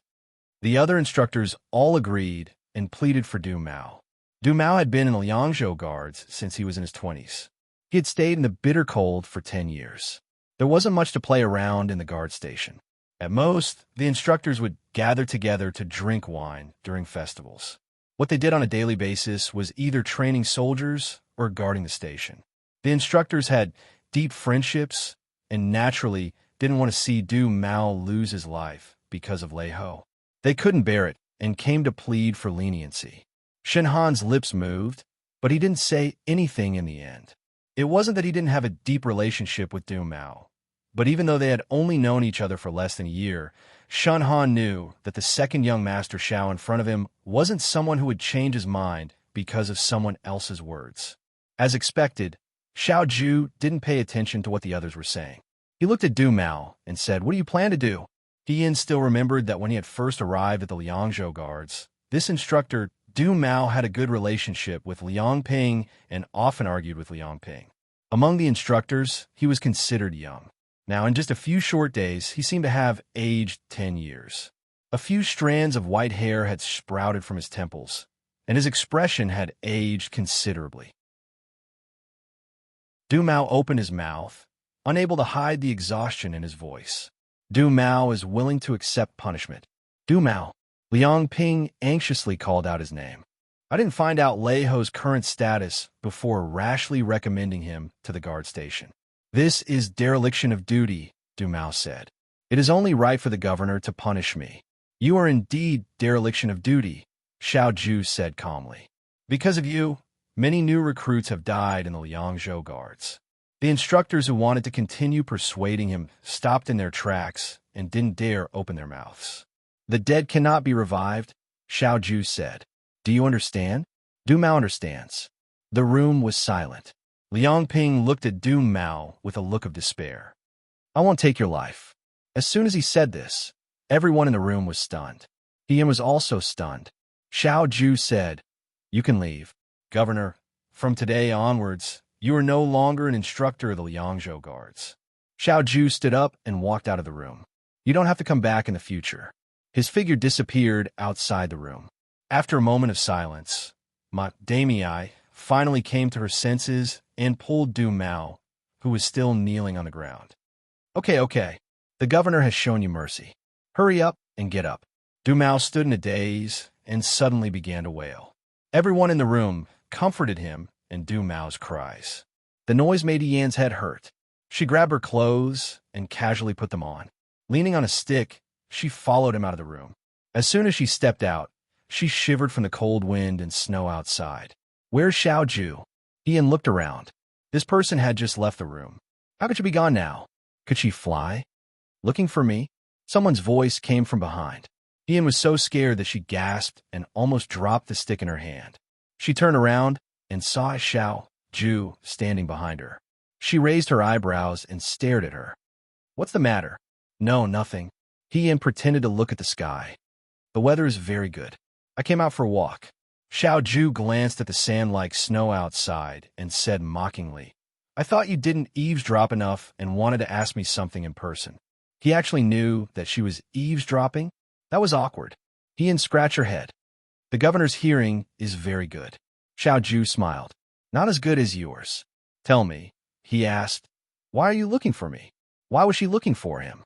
Ian didn't know either. She just followed him out subconsciously. She was speechless for a moment. After thinking for a while, she said, "Governor, you still showed mercy to Instructor Du. It was one thing for the instructors to have a close personal relationship with Du Mao, but it was another thing for Du Mao to make a mistake." Ian thought that with Xiao Ju's personality, Du Mao wouldn't be able to escape death. She didn't expect that in the end, he would only be expelled from the Liangzhou guards. Xiao Ju laughed. She seemed to think that her words were funny. "Showed mercy? Yes, if it were me." "What would you do if it were you?" Ian suddenly couldn't say anything. What would she do if it were her? It wasn't that she had never encountered such a situation when she was a junior soldier, a deputy general, and then a general. In fact, General Fei Hong wasn't any more merciful than Xiao Ju.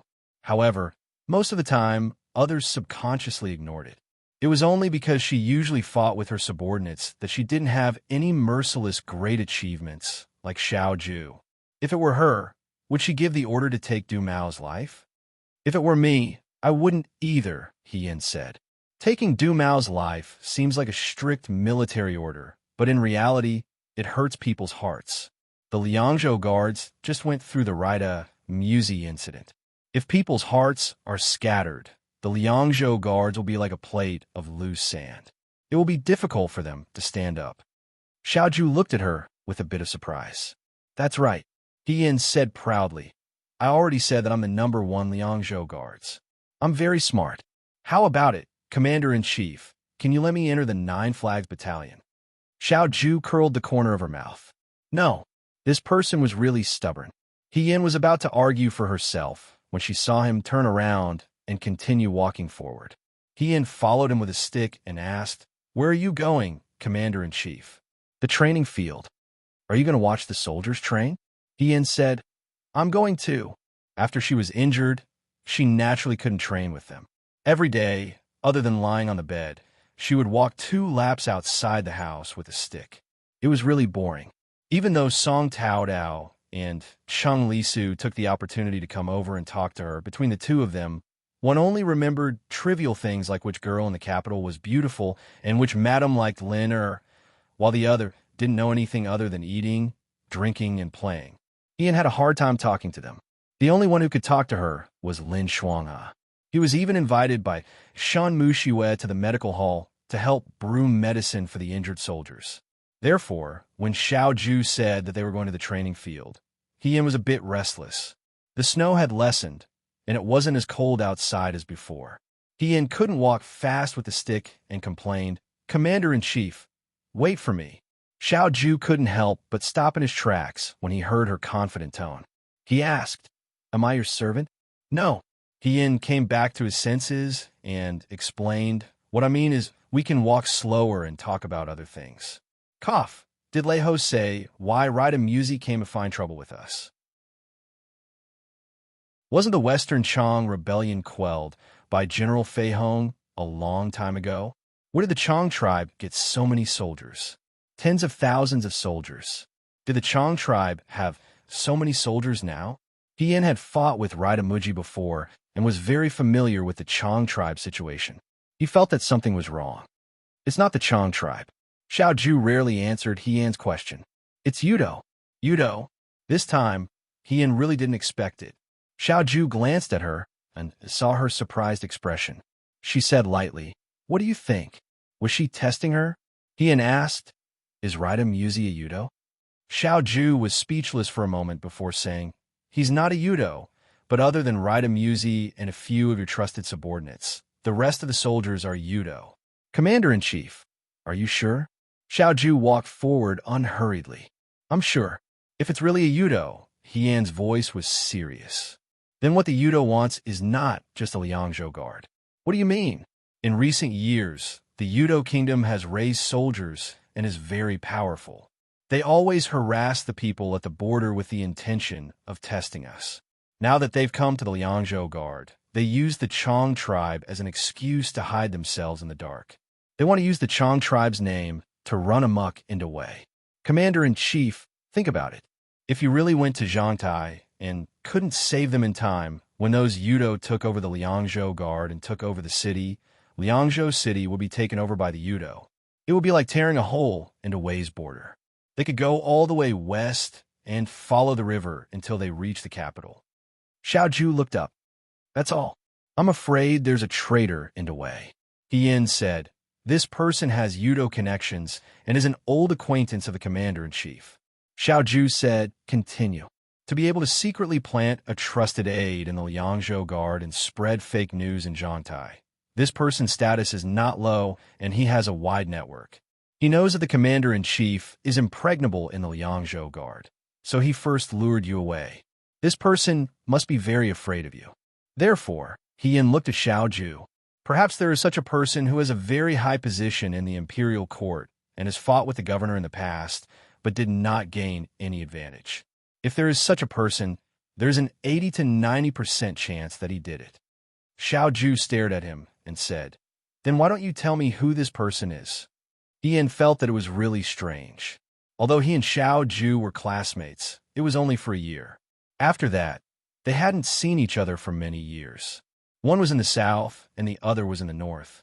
Because of Xiao Zhongwu's matter, Xiao Ju was deeply embroiled in the whirlpool of the imperial court. However, she was a pure and innocent person who relied on military merits to forcefully rise in rank.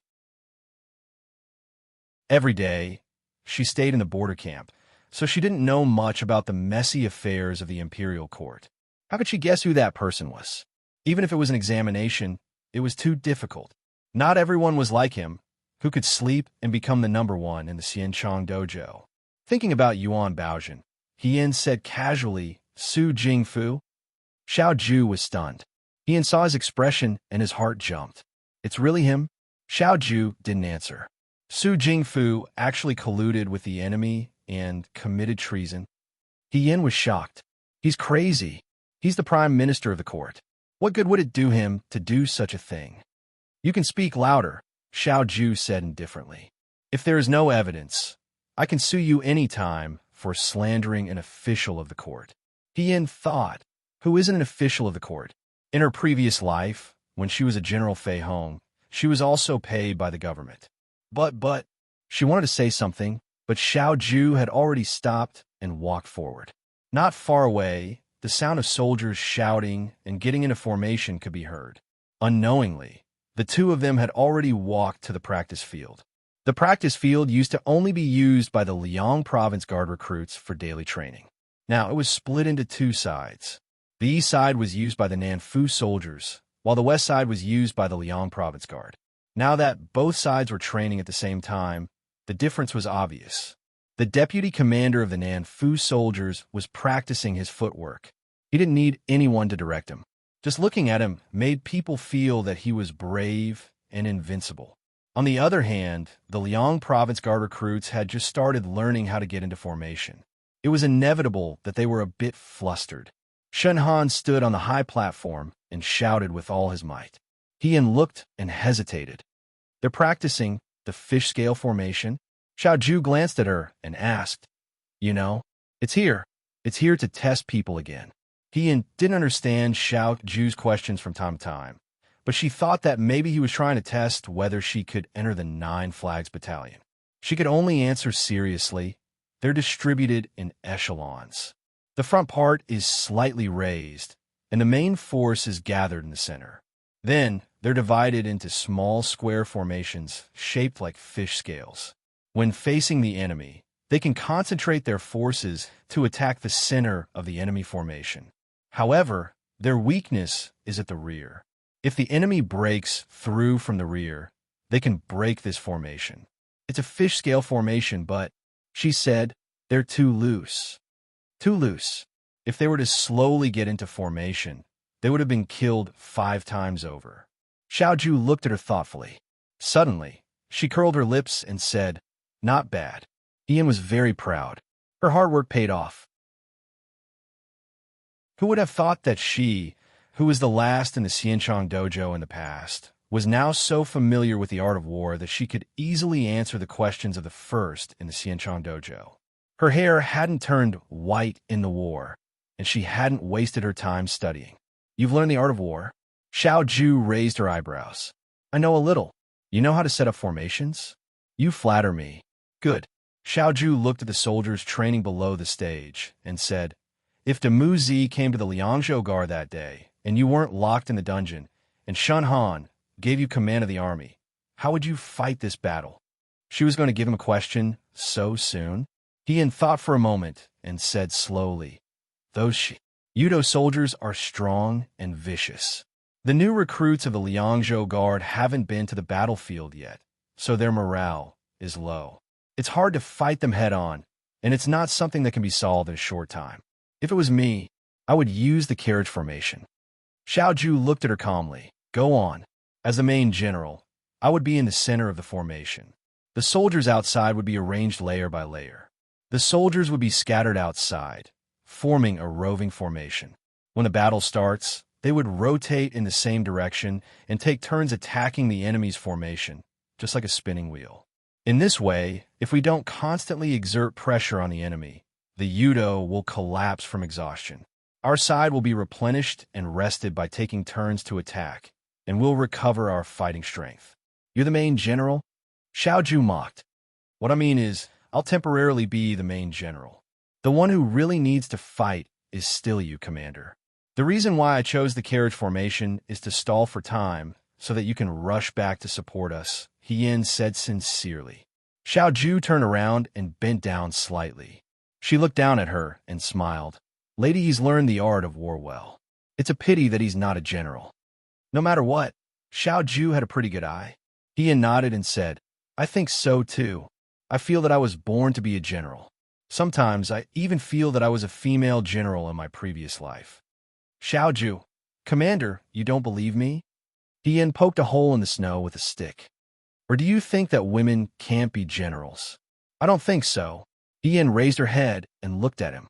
Everyone thought that women should stay in the boudoir, embroider, draw eyebrows, and wait for their husbands to favor them.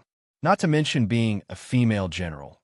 Even if they were to appear in public as a female shopkeeper, a female teacher, or a female doctor, they would receive strange looks from many people. There were very few who could take that step. Even if they did, others would not understand. You can do whatever you want. The young man's eyes were lazy and the corners of his mouth twitched. As long as you can do it, it's fine. Heian was stunned for a moment and stared at him without saying anything. His gaze fell on the training field in the distance and the recruits who were training. He did not see Heian's gaze behind him. Thank you, Heian said softly in her heart. The snow gradually stopped. The recruits, led by Shen Han, practiced a few times and were not as flustered as they were at the beginning. Seeing the initial results, Xiao Ju and Heian also stood here for a long time. A familiar voice sounded behind them. Huai Jin, he, brother. Ian turned around and saw Lin Shuanghe. Lin Shuanghe climbed up to the attic and brushed the snow off his boots. No wonder I couldn't find you two anywhere. So you came here. He looked at Xiao Ju and smiled mischievously. You brought our sister He here to watch the training? Ian. Dr. Lin, please don't call me sister outside. I'm sorry. Lin Shuanghe covered his mouth with his fan and apologized. I forgot, but there are no outsiders here. He glanced at the stick Ian was holding and asked, Can you get out of bed and walk so far today? How is it? Does your wound still hurt? It doesn't hurt too much, Ian said. Dr. Lin's medical skills are superb. I feel much better today. That's great. Lin Shuanghe waved his fan. If I can't cure you, I will feel very guilty. The two of them complimented each other. Xiao Ju looked on coldly from the side. She couldn't stand it anymore and said impatiently, If you have something to say, say it. Lin Shuanghe was stunned. I almost forgot about the important matter. Someone from the Liangzhou guards just came. I wanted to find Shun Jiaodo, but Shun Jiaodo wasn't here. It took me a long time to find you here. Who is it? Someone from the palace said that His Majesty will reward you for the great victory of the Liangzhou guards. All right, there's also that. He couldn't remember who it was. It took him a while to remember the name. The fourth son of Count Shi Jin's residence, Chu Xilan. That's right, Chu Xilan is here too. Chu Zhao. Xiao Ju frowned. What's he doing here? Lin Shuanghe shrugged. How would I know? They're all waiting at the entrance of the guards. Aren't you going to take a look? Xiao Ju paused, then walked down the stairs. Let's go. Commander-in-Chief, what about me? Ian hurriedly leaned on his stick. He wanted to follow, but he didn't know if he could. Xiao Ju didn't look like an old friend catching up. Xiao Ju looked at him and said, You can go back. There's no need to follow. Oh. Ian obediently agreed. Lin Shuanghe waved his hand at him. The two of them quickly went down the stairs, their figures disappearing into the distance. Ian looked at the vast expanse of snow. He was a bit confused. Who exactly was this person called Chu Xilan? Chapter 119. There was a group of people standing outside the garrison. The servants beside the carriages were unloading boxes from the carriages and were extremely busy. The guests were sitting and drinking tea in the resting area outside the garrison. As soon as Xiao Ju entered, she saw Yang Ping pouring tea for the guests. Fourth young Master Chu. The first to greet him was Lin Shuanghe. He waved his fan and walked forward as if he were a host greeting a guest. Is the tea to your liking? Chu Xilan stood up and cupped his hands in greeting to Lin Shuanghe and Xiao Ju. Military Governor Xiao, young Master Lin. He smiled and said, The Liang Province Garrison's Yunwu tea is mellow and elegant, leaving a lingering fragrance on the teeth and cheeks. Governor, you are so lucky. Xiao Ju pulled over a chair and sat down. She stared at him and said, It's just some coarse tea. No need to be so polite. Chu Xilan was not angry. He only smiled and said, Governor, you are joking. The fourth young master of Shi Jinbo's household was about the same age as Xiao Ju. Compared to Xiao Ju's usual indifferent and lazy expression, he appeared much gentler. He was also very good-looking. His facial features were delicate, his skin was fair, and he wore a loose, jade-colored robe. He appeared even thinner than before. His eyes were long and narrow, and he always had a smile on his face. He was truly an elegant gentleman, as gentle as jade. The two of them stood together.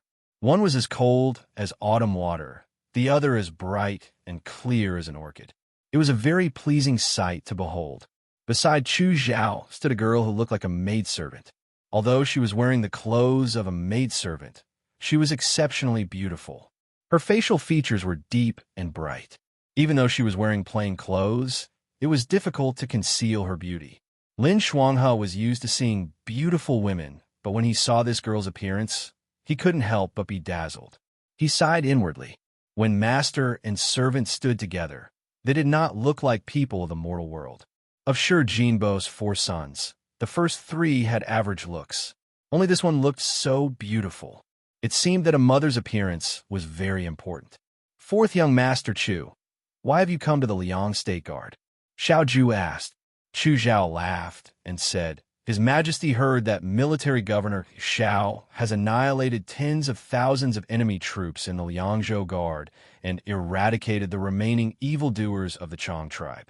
His Majesty's dragon countenance was greatly pleased and specially sent me to deliver the reward, while at the same time he wanted to see the morale of the Liangzhou Guard. Reward? Xiaoju looked at him playfully and said carelessly, Liangzhou is a cold and bitter place. For a fourth young Master Chu to lower himself to come and watch, he smiled.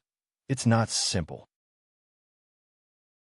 Chu Zhao said, It is Xylan's fortune to be able to see the mighty army led by military governor Xiao with her own eyes. Xiaoju laughed, but didn't say anything. His Majesty also ordered me to hold a banquet to celebrate our victory in Liang province. Chu Zhao said, However, I'm not clear on how the Liang province guard normally celebrates. Therefore, I can only trouble the commander-in-chief.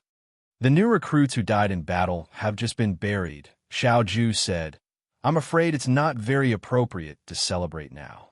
Chu Zhao's smile was gentle, but his tone was firm. How can it not be blood and war? Besides, annihilating the enemy is a joyous occasion. Rewards should be rewarded. This is also His Majesty's intention. Was he using the Emperor Wen Xuan's name? Xiaoju stared at him for a while. After a while, he nodded and smiled. All right. He stood up and said meaningfully, We can hold a celebration banquet tomorrow. Fourth young Master Chu, please come and join us. Chu Zhao stood up and returned the salute. Deference is no substitute for obedience. Xiaoju left the room and ordered Fei Nu, arrange a room for fourth young Master Chu's people. Fei Nu accepted the order and left. Lin Shuanghe followed him out and moved closer to him. He asked in a low voice, What did Chu Zhao come here for?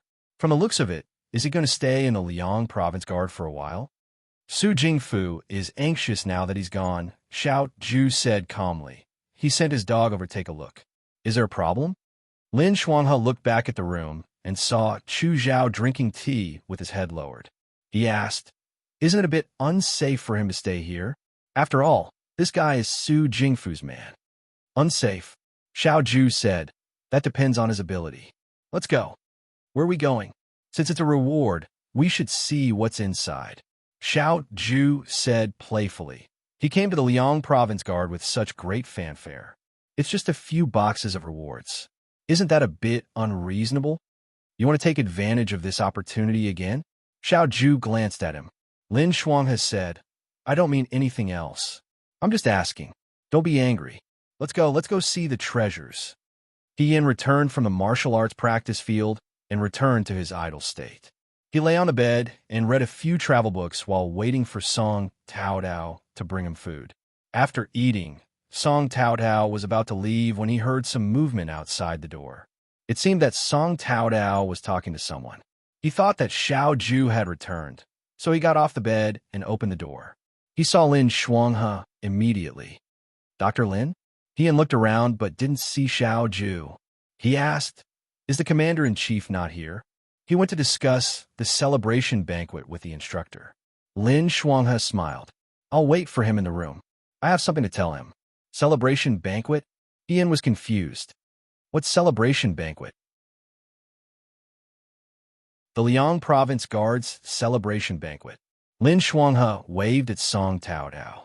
After Song Taodao left, he walked towards Ian. However, when he reached the door, he suddenly stopped and didn't want to go any further. Ian was confused. What's wrong? Lin Shuanghe retracted his hand and said seriously, It's not good for a man and a woman to be in the same room. If word gets out, it will damage your reputation. Ian was speechless. She said, No one knows my identity here. Dr. Lin, you can just treat me as a normal recruit. Also, didn't you come here before? Lin Shuanghe waved his hand reservedly. There were other people in the room before. Now it's just the two of us. I'm afraid that it will cause a misunderstanding. What misunderstanding? Ian was helpless. I often stay in the same room as the commander-in-chief. There's nothing wrong with it. Lin Shuanghe took a step back. That's even more unacceptable. I can't play with my friend's wife. Do you think I'm a despicable person who would betray my friend? Ian was speechless. What kind of nonsense was this person spouting? She thought for a moment and finally came up with a good idea. How about this, young Master Lin? You go to the commander-in-chief's room, and I'll stay in my room. I'll open the middle door and we'll talk through it. This way, we won't be in the same room, but in two separate rooms. How does this work? Lin Xuanghe didn't expect He Yin to be able to do this. After a moment of surprise, he slapped his fan. Let's do it this way. He Yin returned to his room and used Chung Lisu's silver thread to pry open the lock. He struggled to push a stool to the other side of the middle door. Lin Xuanghe was already waiting there. He looked at the middle door and asked He Yin, "Do you usually play like this?" "How?" "Well," Lin Xuanghe seemed to feel embarrassed when he said this. He shook his head and smiled. "I didn't expect Huaijin to be like this as well." He Yin was confused by his words, but he still remembered what he said about the celebratory feast. He asked, "Dr. Lin, what's the celebratory feast you mentioned earlier? Didn't you defeat Rida Muzi's people and wipe out tens of thousands of enemy troops?" Lin Xuanghe said. When His Majesty heard about this, he was very happy. He specially sent people to bring rewards to commend you. He also wants to hold a celebratory feast at the Liang Prefecture Guard to reward the three armies. He Yin was stunned when he heard this. Now? It's not very good to celebrate now. It wasn't a good time to celebrate in the Liang Prefecture Guard. Although they won this battle, they came in a hurry. At the beginning, they didn't know what was going on, so dozens of sentries died. Even though they won in the end, it was mostly because of the support of the South Mansion soldiers. Compared to the joy of winning the battle, the feelings of these new soldiers right now were probably more of sadness and fear of the death of their comrades. How could it be good to celebrate at this time? What can we do about His Majesty's intentions? Lin Xuanghe sighed. How can we not appreciate his kindness? For a moment, neither of them spoke. After a while, He Yin asked, "The person who came to deliver His Majesty's decree is the one you were talking about today, Chu Xilan, right?" He Yin asked, "Who is Chu Xilan? You've never heard of Chu Xilan?" This time, Lin Xuanghe was surprised. He Yin shook his head. "Xiao Rubi is the #1 dream man in the capital. Xiao Huaijin is #2, and Chu Xilan is #3. Lin Xuanghe sighed. However, ever since Xiao Rubi got married, there's only Xiao Huaijin and Chu Xilan. Our Huaijin has a cold personality and doesn't like to talk to girls. In the past few years, he's not as good as Chu Xilan. Although Chu Xilan's background is a bit low, he's good-looking and gentle. He's not even engaged yet. If you ask the girls in the capital who they want to marry, they'll probably say Chu Xilan." "What?" He looked at He Yin. "You've never heard of him when you were in the capital? That's impossible." Of course, He Yin didn't know. Previously, she had been leading troops in a battle. How could she have the time to pay attention to the affairs of the heart or the handsome men in the capital? Later, she returned to the capital and quickly got married. She had no way of knowing about other men. Chu Xilan really hadn't heard of him. "I've been raised in the boudoir by my father since I was young. I never left the house and rarely even spoke to other men," He Yin said seriously. "I really don't know anything about the outside world." "Is that so?" Lin Xuanghe said. "Then your father is really strict with you." He Yin nodded. "That's true." She asked, "What's the relationship between Chu Xilan and military governor Xiao?" Xiao Ju wasn't close to people. She hadn't seen him like anyone, but she hadn't seen him hate anyone either. Su Jingfu was one of them. She hadn't seen Chu Xilan today, but just hearing his name made Xiao Ju unhappy. Could it be that they had a grudge in the past? That's a long story. Lin Xuanghe stood up and poured himself a cup of tea. He drank the tea to moisten his throat before sitting down again. He said to He Yin, "You haven't heard of Chu Xilan, but have you heard of his father, Shi Jinbo, Chu Linfeng?" He Yin felt that the name sounded familiar.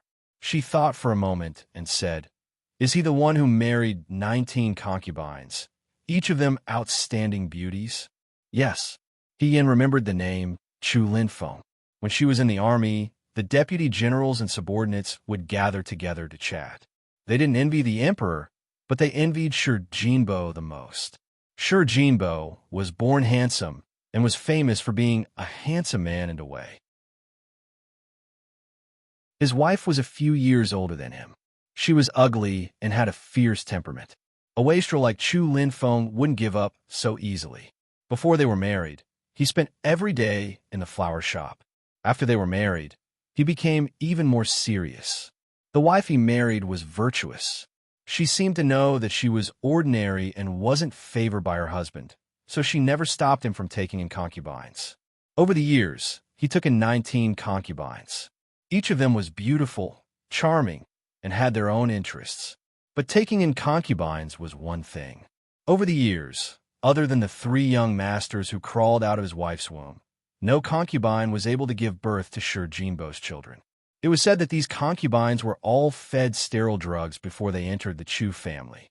No matter how favored they were, if they didn't have children, they could only curry favor with the master or the mistress. Shi Jinbo's wife had a tight control over these concubines. No one dared to cause trouble under her watch. Shi Jinbo continued to be lovey-dovey with his concubines every day. Shi Jinbo's wife only pretended not to see and raised her 3 sons. Chu Xilan was Shi Jinbo's 4th son, but he wasn't born of Shi Jinbo's wife. Is he a concubine's illegitimate son? Hian asked. No, Lin Shuang has said. Madame Chu is even stricter with her concubines than your father is with you. How could a concubine give birth to a son? Then, I don't know what exactly happened either. In short, one day, during the Chu family's banquet, there was an additional 4-year-old son named Chu Zhao. Lin Shuanghe took another sip of tea. Although it wasn't said, everyone knew that Chu Zhao was most likely Chu Linfeng's illegitimate son. Hian's eyes widened. Madame Chu was very careful, but she didn't expect Shi Jinbo to have such a trick up his sleeve. The child was already 4 years old and recognized him in front of everyone. What else could happen? Lin Shuanghe spread his hands. If that was the case, Chu Xilan would only be Chu Xilan's illegitimate son. However, when Chu Xilan was 10 years old, he was registered under Madame Chu's name. Therefore, his current status is the 4th son of Shi Jinbo's official wife. Do you know why? Why? Because he was the favorite student of the current prime minister, Su Jingfu. Hian was stunned. Su Jingfu again? Although Shi Jinbo was dissolute, he wasn't a kind father. I think Chu Xilan didn't have a good life under Madame Chu. I don't know how he was able to live until he was 10 years old, and then he hooked up with Su Jingfu. How could Shi Jinbo not give Prime Minister Su face? Later, he registered Chu Zhao under Madame Chu's name. It was probably Su Jingfu's idea. Then this 4th young master Chu is very powerful. Lin Shuanghe looked at Hian. Do you think he's very powerful? Very powerful. As you said, he didn't have any external help in the residence. His father didn't love him, and his mother wasn't by his side. Now that he's the official wife's young master, he was able to get His Majesty to send him to the Liangzhou guards to deliver the imperial edict. It's very powerful that he was able to reach this step on his own. If he wasn't powerful, how could he have become Su Jingfu's favorite student? Lin Shuanghe shook his head and sighed. Then what about his mother? Hian asked. Wasn't she taken into Count Shi Jinbo's residence? I don't know. Lin Shuanghe shook his head. I heard that she died after giving birth to him. If that wasn't the case, with Chu Xilan's current abilities, he should be able to let her live a better life. Hian nodded thoughtfully. I see. It's a pity that military governor Xiao doesn't like 4th young master Chu. Xiao Ju and Su Jingfu were enemies, not friends. Chu Xilan was Su Jingfu's student. Naturally, he was also Xiao Ju's enemy. Brother, Lin Shuanghe said, if you had to choose between Huaijin and Chu Xilan, who would you side with? Hian felt that this question was simply inconceivable. Why do you ask? I'm just curious as to what choice the young lady from Dawei will make. I don't even know Chu Xilan, Hian said. Of course I'll side with the governor. Lin Shuanghe revealed a meaningful smile. There's no need to speak so early. You'll be able to see Chu Xilan at the celebration banquet tomorrow. Hian, so what if I see him? What's so special about him? Hian didn't expect that. Just as Lin Shuanghe said, she would see the man of Dawei's dreams the next day. He was the 4th young master Chu Xilan, who could compete with Xiao Ju. It was rare that it didn't snow that night. The next day, it just so happened to be a sunny day. Although the weather was cold, people felt warm when the sun shone on them. Ian got out of bed to eat porridge. She felt that the wound on her waist healed faster after being exposed to the sun. The Liangzhou guards were really strange. During the summer, they were so hot that they would cry and scream whenever they saw the sun. During the winter, they would be happy if they could even see half the sun. She couldn't go to the martial arts arena for day training now, but she felt that the sun was very good, so she decided to walk around the courtyard with her staff. She had just reached the door when she heard Song Taotao's voice. "I saw this golden pastry roll first. It's mine." Immediately after, a woman's good-natured voice said, "Miss, this pastry roll was specially made by our young master's chef. It didn't come from the Guard Institute's kitchen, so it's not yours." "You think it's your young master's, just because you say so?" The young lady said angrily, "It's all in the kitchen. How would I know if it was made by your chef? Since you have a chef, can't you just make another pastry roll?" The process of making golden pastry rolls is troublesome. If we make another pastry roll, we'll miss the young master's mealtime. Then don't eat it. "Miss," Ian couldn't listen anymore. He walked out and said, "Miss Song." Song Taodao turned her head and looked over with the woman who was arguing with her. She said happily, "Big brother this is a golden pastry roll. Do you want to try it?" Ian, the woman also said, "That's the young master's." Ian took the golden pastry roll and returned it to the woman. He said, "She's just a child who doesn't know any better. Please don't mind her." "Big brother Song Taodao stomped her feet in anger. "Why did you return it to her? It's mine to begin with." Ian shook his head. She guessed that the young master the woman was talking about was probably the fourth young master of Count Shijin's estate, Chu Xilan. Chu Xilan and Xiao Ju's relationship was so delicate. If he caused any trouble for Xiao Ju because of this, the loss would outweigh the gain. "Thank you, young master." The woman smiled sweetly at Ian. Ian was also stunned. For a moment, he was shocked by the young lady's beauty. There were very few young ladies in the Liang province guard. Excluding her, who was a fake, there were only Shun Muxue and Song Taodao. One was elegant and beautiful, while the other was adorable. Now that there was someone as beautiful as a peony, it was especially eye-catching. Even Chu Xilan's maidservant was this beautiful? Ian thought to himself. Previously, Lin Shuanghe had mentioned that Dawei women ranked their husbands first. Only an idiot would choose Chu Xilan. If a maidservant he picked was already this beautiful, how could a normal woman catch his eye? He might as well choose Xiao Ju.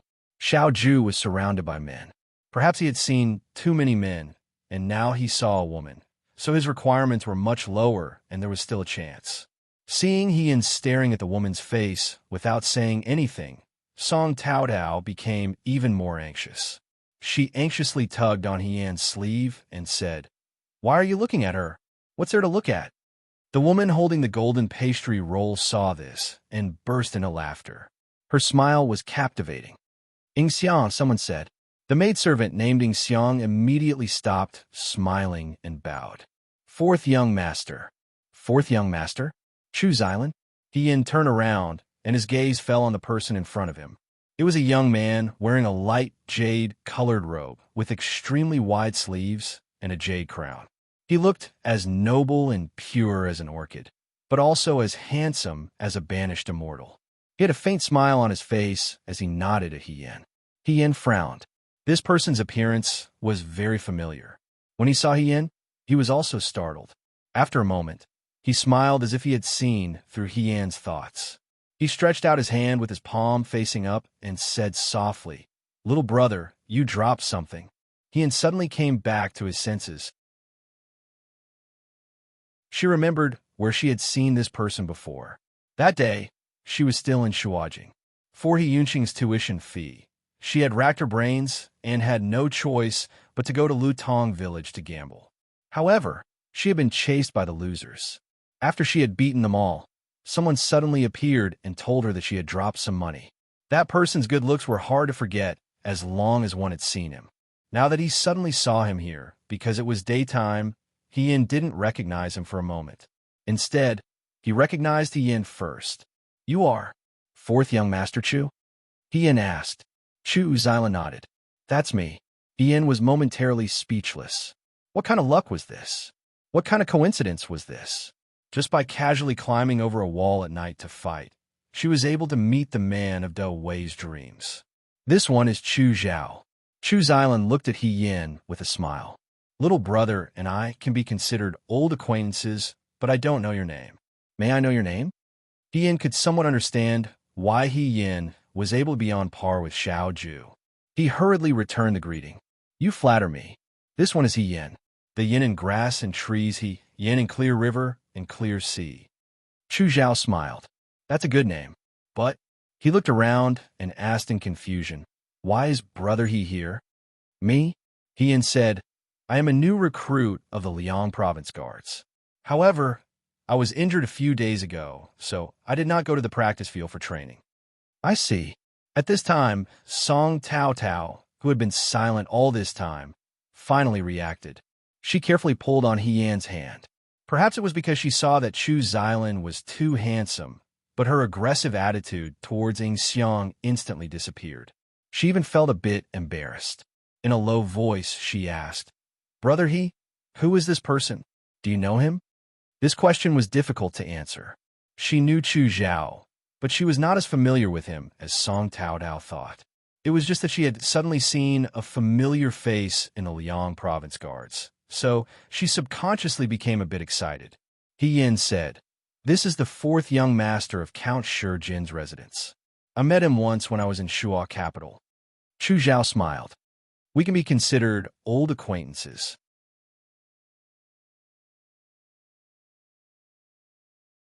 Chapter 120. When He Yin and Chu Xylan were talking, they didn't notice that Xiao Ju and Lin Shuanghe were standing behind a tree not too far away. Lin Shuanghe looked at them and asked curiously, "It seems that sister He knows Chu Xylan? When I asked her yesterday, why did she say that she didn't know him?" "You asked her?" "Yes, I even asked her, if you and Chu Xylan had a conflict, whose side would she stand on?" Lin Shuanghe waved his fan and smiled. "Do you want to know how she answered?" "Xiao Ju, no. Why are you like this?" Lin Shuanghe said, "Let me tell you, sister," he said without thinking, "that she doesn't know Chu Xylan, so of course she would stand on your side." However, he looked at the two people talking in the distance and said, "She clearly knows him, so why did she say that she doesn't know him?" Xiao Ju sneered. "Why would you believe the words of a swindler?" "Swindler?" Lin Shuanghe looked at Xiao Ju. "What did she lie to you about? Could it be?" He thought of something and pretended to exclaim in a low voice, "She and Chu Xylan are in cahoots? Is she also one of Su Jingfu's people?"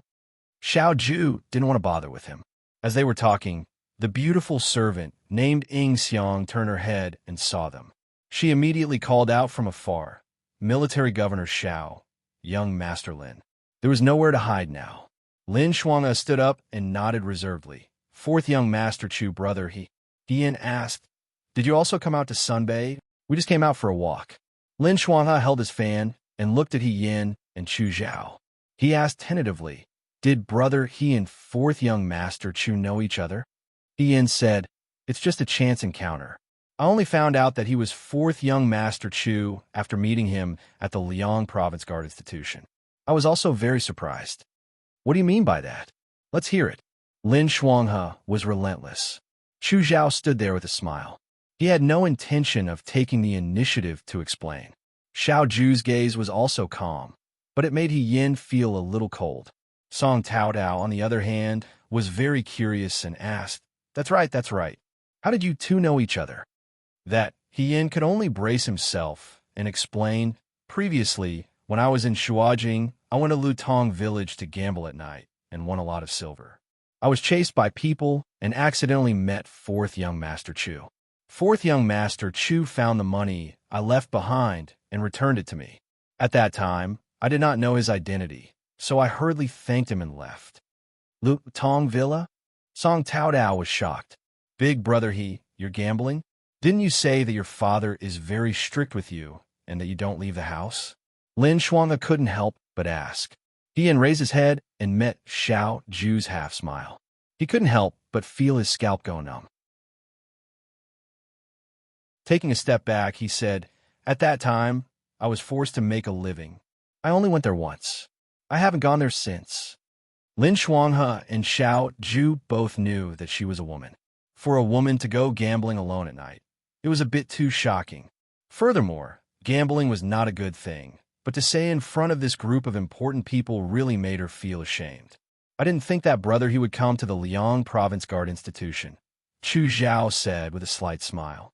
"It can be said that you and I are fated." That night, I still remember how strong brother he was when he dealt with those thugs. "Are you very strong?" Lin Shuanghe asked Tian. Tian gave a perfunctory smile. "I was just lucky. At tonight's celebratory feast, I must drink a few more cups with brother he," Chu Zhao said. "That way, we won't waste our fate." Tian, Thank you, fourth young Master Chu. She thought that this Chu Zhao was really too easy to get along with. As the son of Shi Jinbo, and now Su Jingfu's favorite student, no matter what, it was rare for him to be so patient and gentle to a normal recruit like her.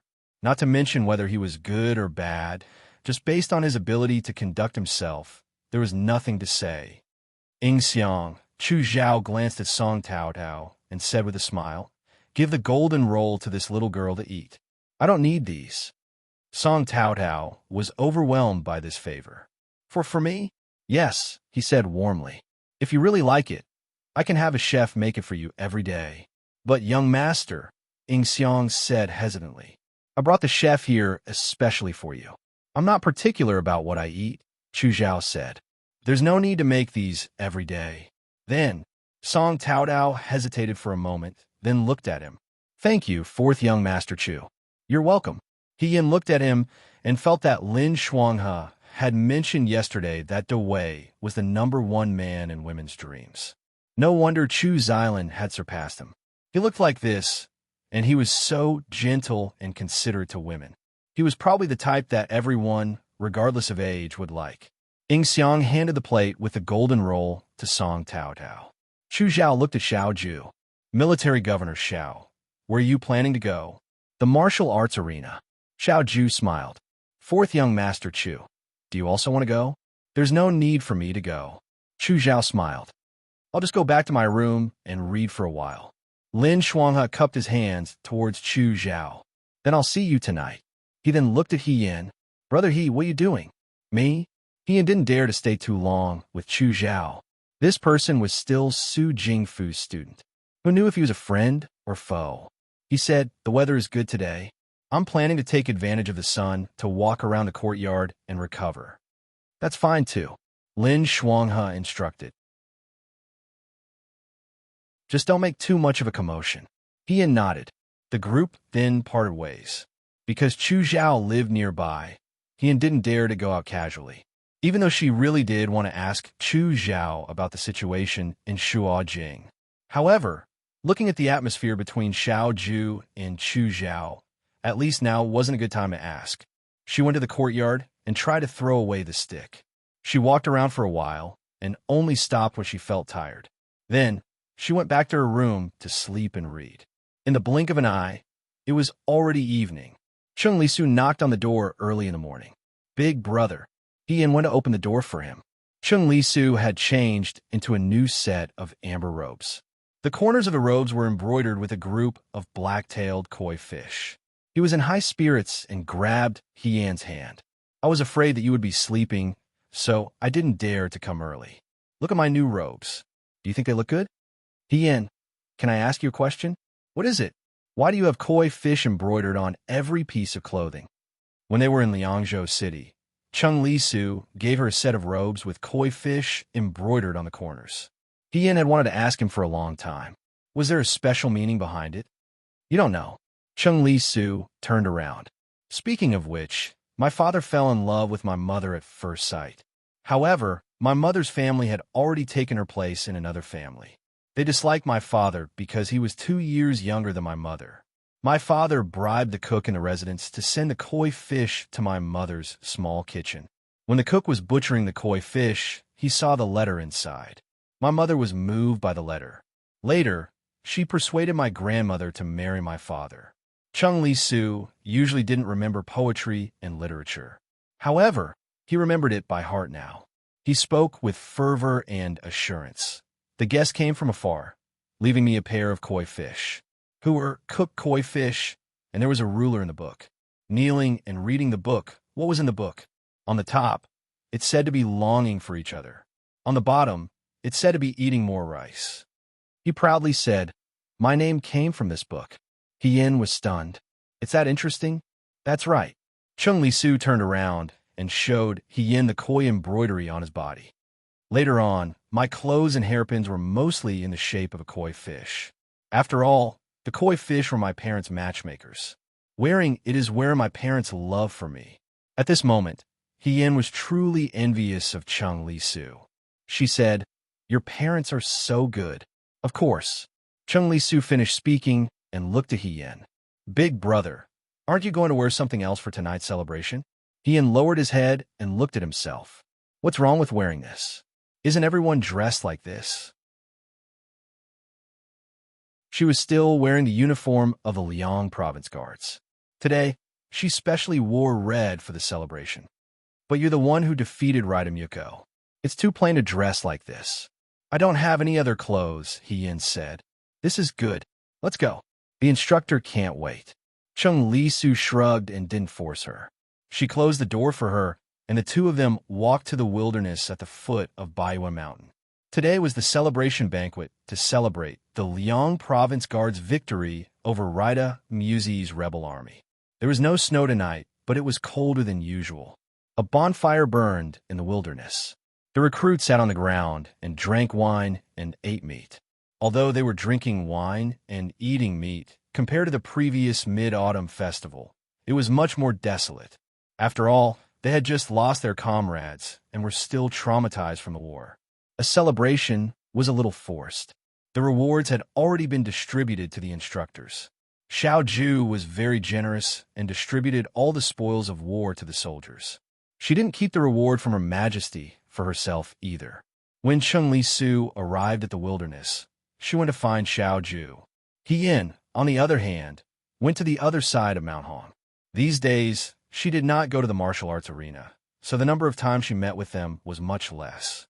Xiao Mai saw him and shouted, "Ehiga, you're here." Hien sat down beside her. "How are you?" Hong Shan handed her a piece of roasted rabbit meat. "Are you feeling better? I see that you're not holding a stick anymore. Can you go now?" Hien took the rabbit meat. The rabbit meat was roasted until it was sizzling with oil. During the winter, all the wild beasts were hibernating, so rabbits were difficult to catch. Just the smell of it made her hungry. She took a bite and chewed as she said, "Not bad. In another 2 months, I'll be able to fight alongside you all again." "Forget it," Wang Ba said with disgust. "Aren't you the only one in the limelight every time? I heard that the higher-ups gave you 10 taels of silver as a reward." He was very jealous. "You're rich." Brother, he almost lost his life. 10 taels of silver is nothing. You should get a bigger share. Jiang Jiao said, "But I thought that brother he would get a promotion this time. I didn't expect that he didn't." Hien was angry when this matter was brought up. Logically speaking, she made a contribution and helped the Liang Province Guards. No matter what, she shouldn't be a small soldier. Even if she didn't get a promotion, she should go to the 9 Flags Battalion. Even if she didn't go to the 9 Flags Battalion, she should go to the Vanguard Battalion. But now, she received more rewards than normal recruits, but promotion? She didn't even see a shadow. Was it so hard to be promoted as a soldier under Xiao Ju? Don't say any more. If you continue, brother, he will get angry again. Huang Xiong saw that she was unhappy and said, "You've already won over everyone in the Liang Province Guards. Even if it's not now, you'll get a promotion sooner or later. Don't worry." Hien went against her conscience and said, "I'm not worried." It was just that she tossed and turned on her bed in the middle of the night. She wanted nothing more than to rush into the room next door and grab Xiao Ju and ask her why. Although the celebratory banquet was a celebratory banquet, Xiao Ju wasn't here. The reward had already been distributed to everyone, so tonight was just a gathering of the recruits. The Liang Province Guards were next to Mount Baiwa, while the Southern Prefecture Guard were next to Wulu River. They minded their own business. Sure, two poured Ian a bowl of wine and said, "Drink." Ian stared at the wine in the bowl. "I'm injured right now. I can't drink so much." "That's right. I almost forgot." Hong Shan took the bowl away. "Then don't drink. Just drink water." Ian said, "Okay." After sitting for a while, she heard someone call her from behind. "Brother He." Ian turned around and was stunned. It was actually Chu Zhao. By Chu Zhao's side, there was also that beautiful maidservant, Ing Xiang. It was rare to see such a beautiful woman in the Liang province guards. For a moment, Hong Shan and the others were stunned. Wang Ba whispered, "This brat. Why does he always have such good luck with women?" He thought that he was whispering, but everyone present heard him.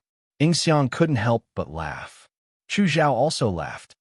"I already told Brother He that I would definitely drink with you today," Ing Xiang said. "Before our young master came, he specially brought Chong and Chun. Please drink with us, young master He."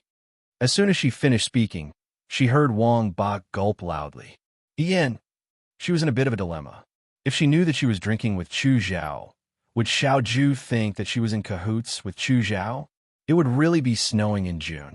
As if he could see her dilemma, Chu Zhao smiled and said, "It's just a cup. If it's inconvenient for Brother He, then it's fine." He Yin had always been amenable to coaxing, but not coercion. Seeing such an immortal young master being so gentle and knowing when to advance or retreat, she felt a bit apologetic.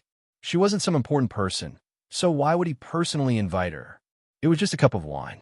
She could just treat it as returning the favor of that silver ingot. Ian said, "It's just a cup of wine. There's nothing inconvenient about it." "Then please follow this servant, young master He."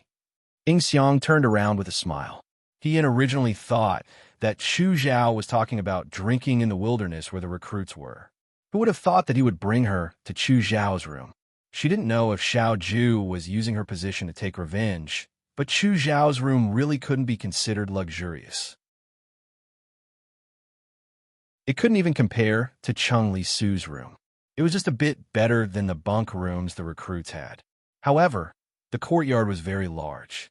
On the stone bench in the courtyard, there was a jug of wine and some dried fruits and snacks. I didn't know what young master he likes to eat, so I casually prepared some side dishes. Ing Xiang said, ashamed. "If it's not to your liking, I ask that young master he be more tolerant. There's no need to be so polite. It's already very good." Yin was overwhelmed by the favor.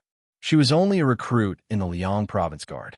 This was the first time she was treated like someone with status. However, Yin was also secretly curious. Why was Chu Zhao treating her so well? She was just a recruit.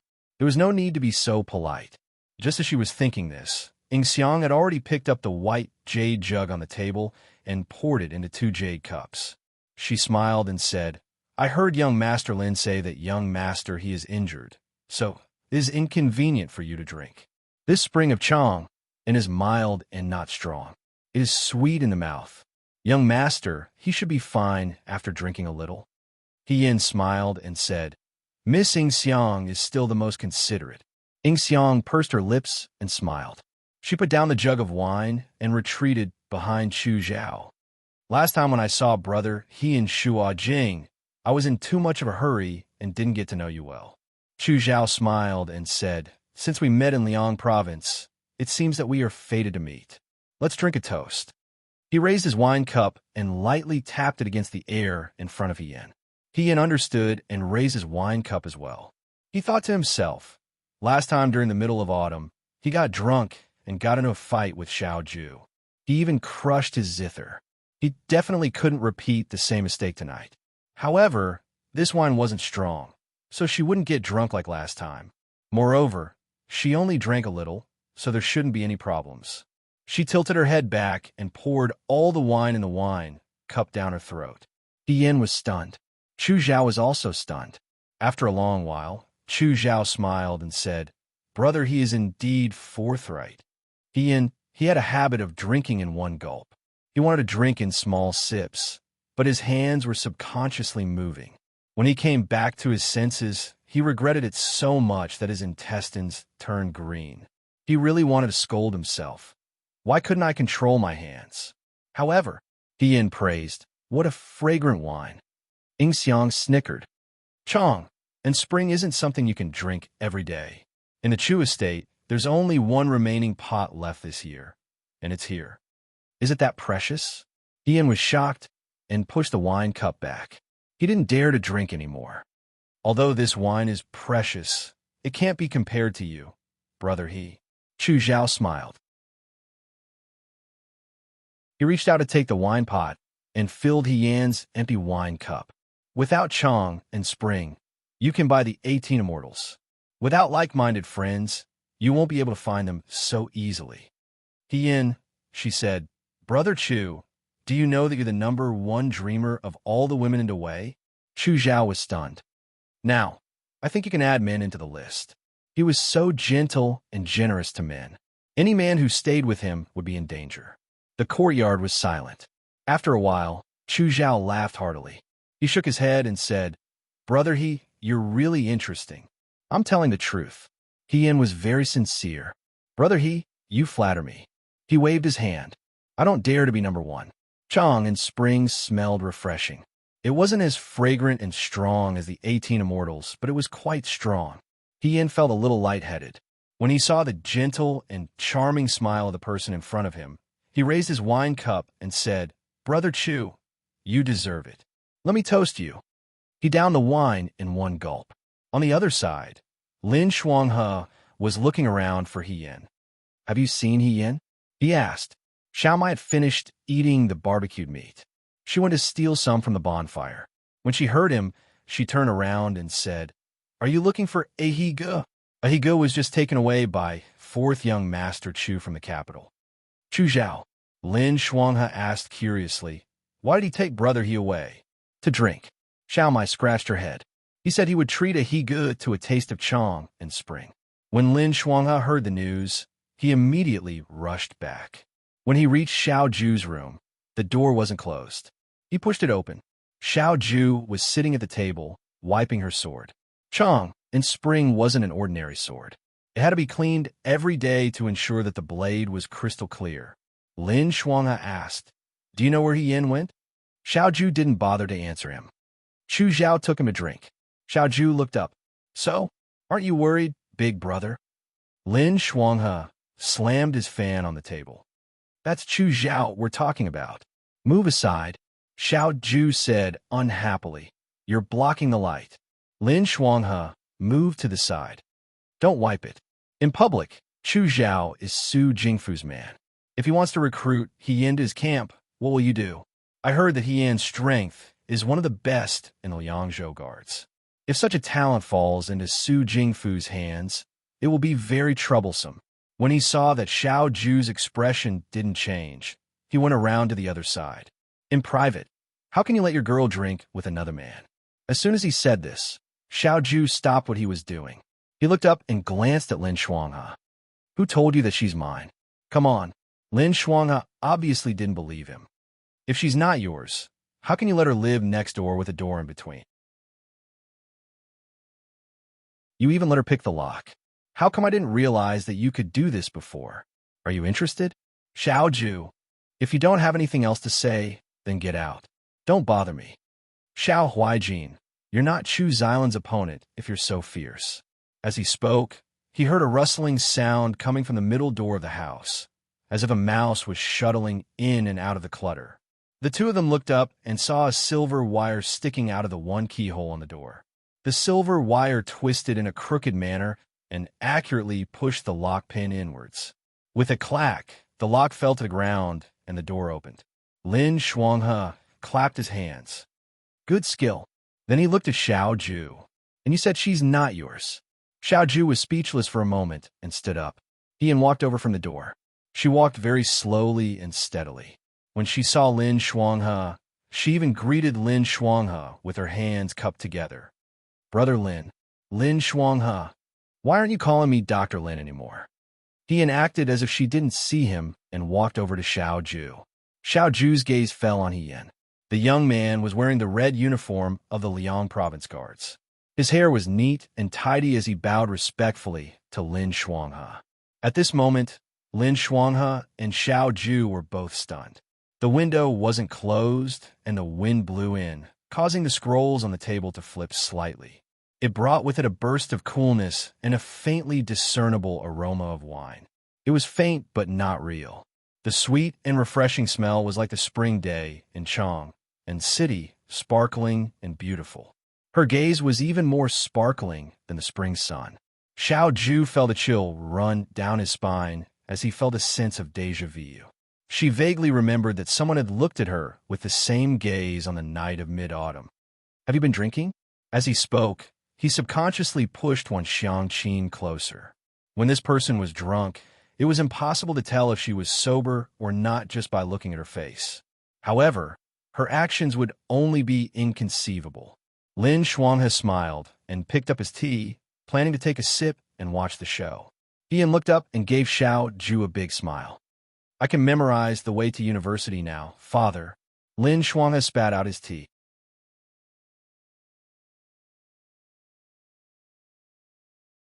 Chapter 121. I know how to recite, father. Xiao Ju looked at her in disbelief. "What did you just call me?" Yin stared at him with clear eyes and said seriously, "The way of the university is to be virtuous, to be close to the people, and to stop at being virtuous. Knowing when to stop leads to steadfastness. Being calm leads to tranquility. Being calm leads to thoughtfulness. Being straightforward leads to virtue. There is a root and an end to everything, and there is a beginning and end to everything. Knowledge is to investigate things. One is to cultivate one's body. The thickest is the thinnest, and the thinnest is the last." Lin Shuanghe was stunned at first, but then he gradually reacted. He pointed at Yin and asked Xiao Ju, "Is my little sister he drunk?" Yin suddenly rushed over and threw herself into Xiao Ju's arms. She hugged his waist and almost pushed Xiao Ju back 2 steps. She buried her face in his chest and rubbed it. She stammered, "Father, I know how to recite. I've improved." There was a dead silence in the room. It was hard to describe Xiao Ju's ugly expression with just a few words. Lin Shuanghe covered his face and his shoulders shook. He couldn't stop laughing. Huaijin, I've seen people treat you like a husband, but this is the first time I've seen someone treat you like a father. How does it feel to be a father? This little girl is too obedient. She's very good at reciting books.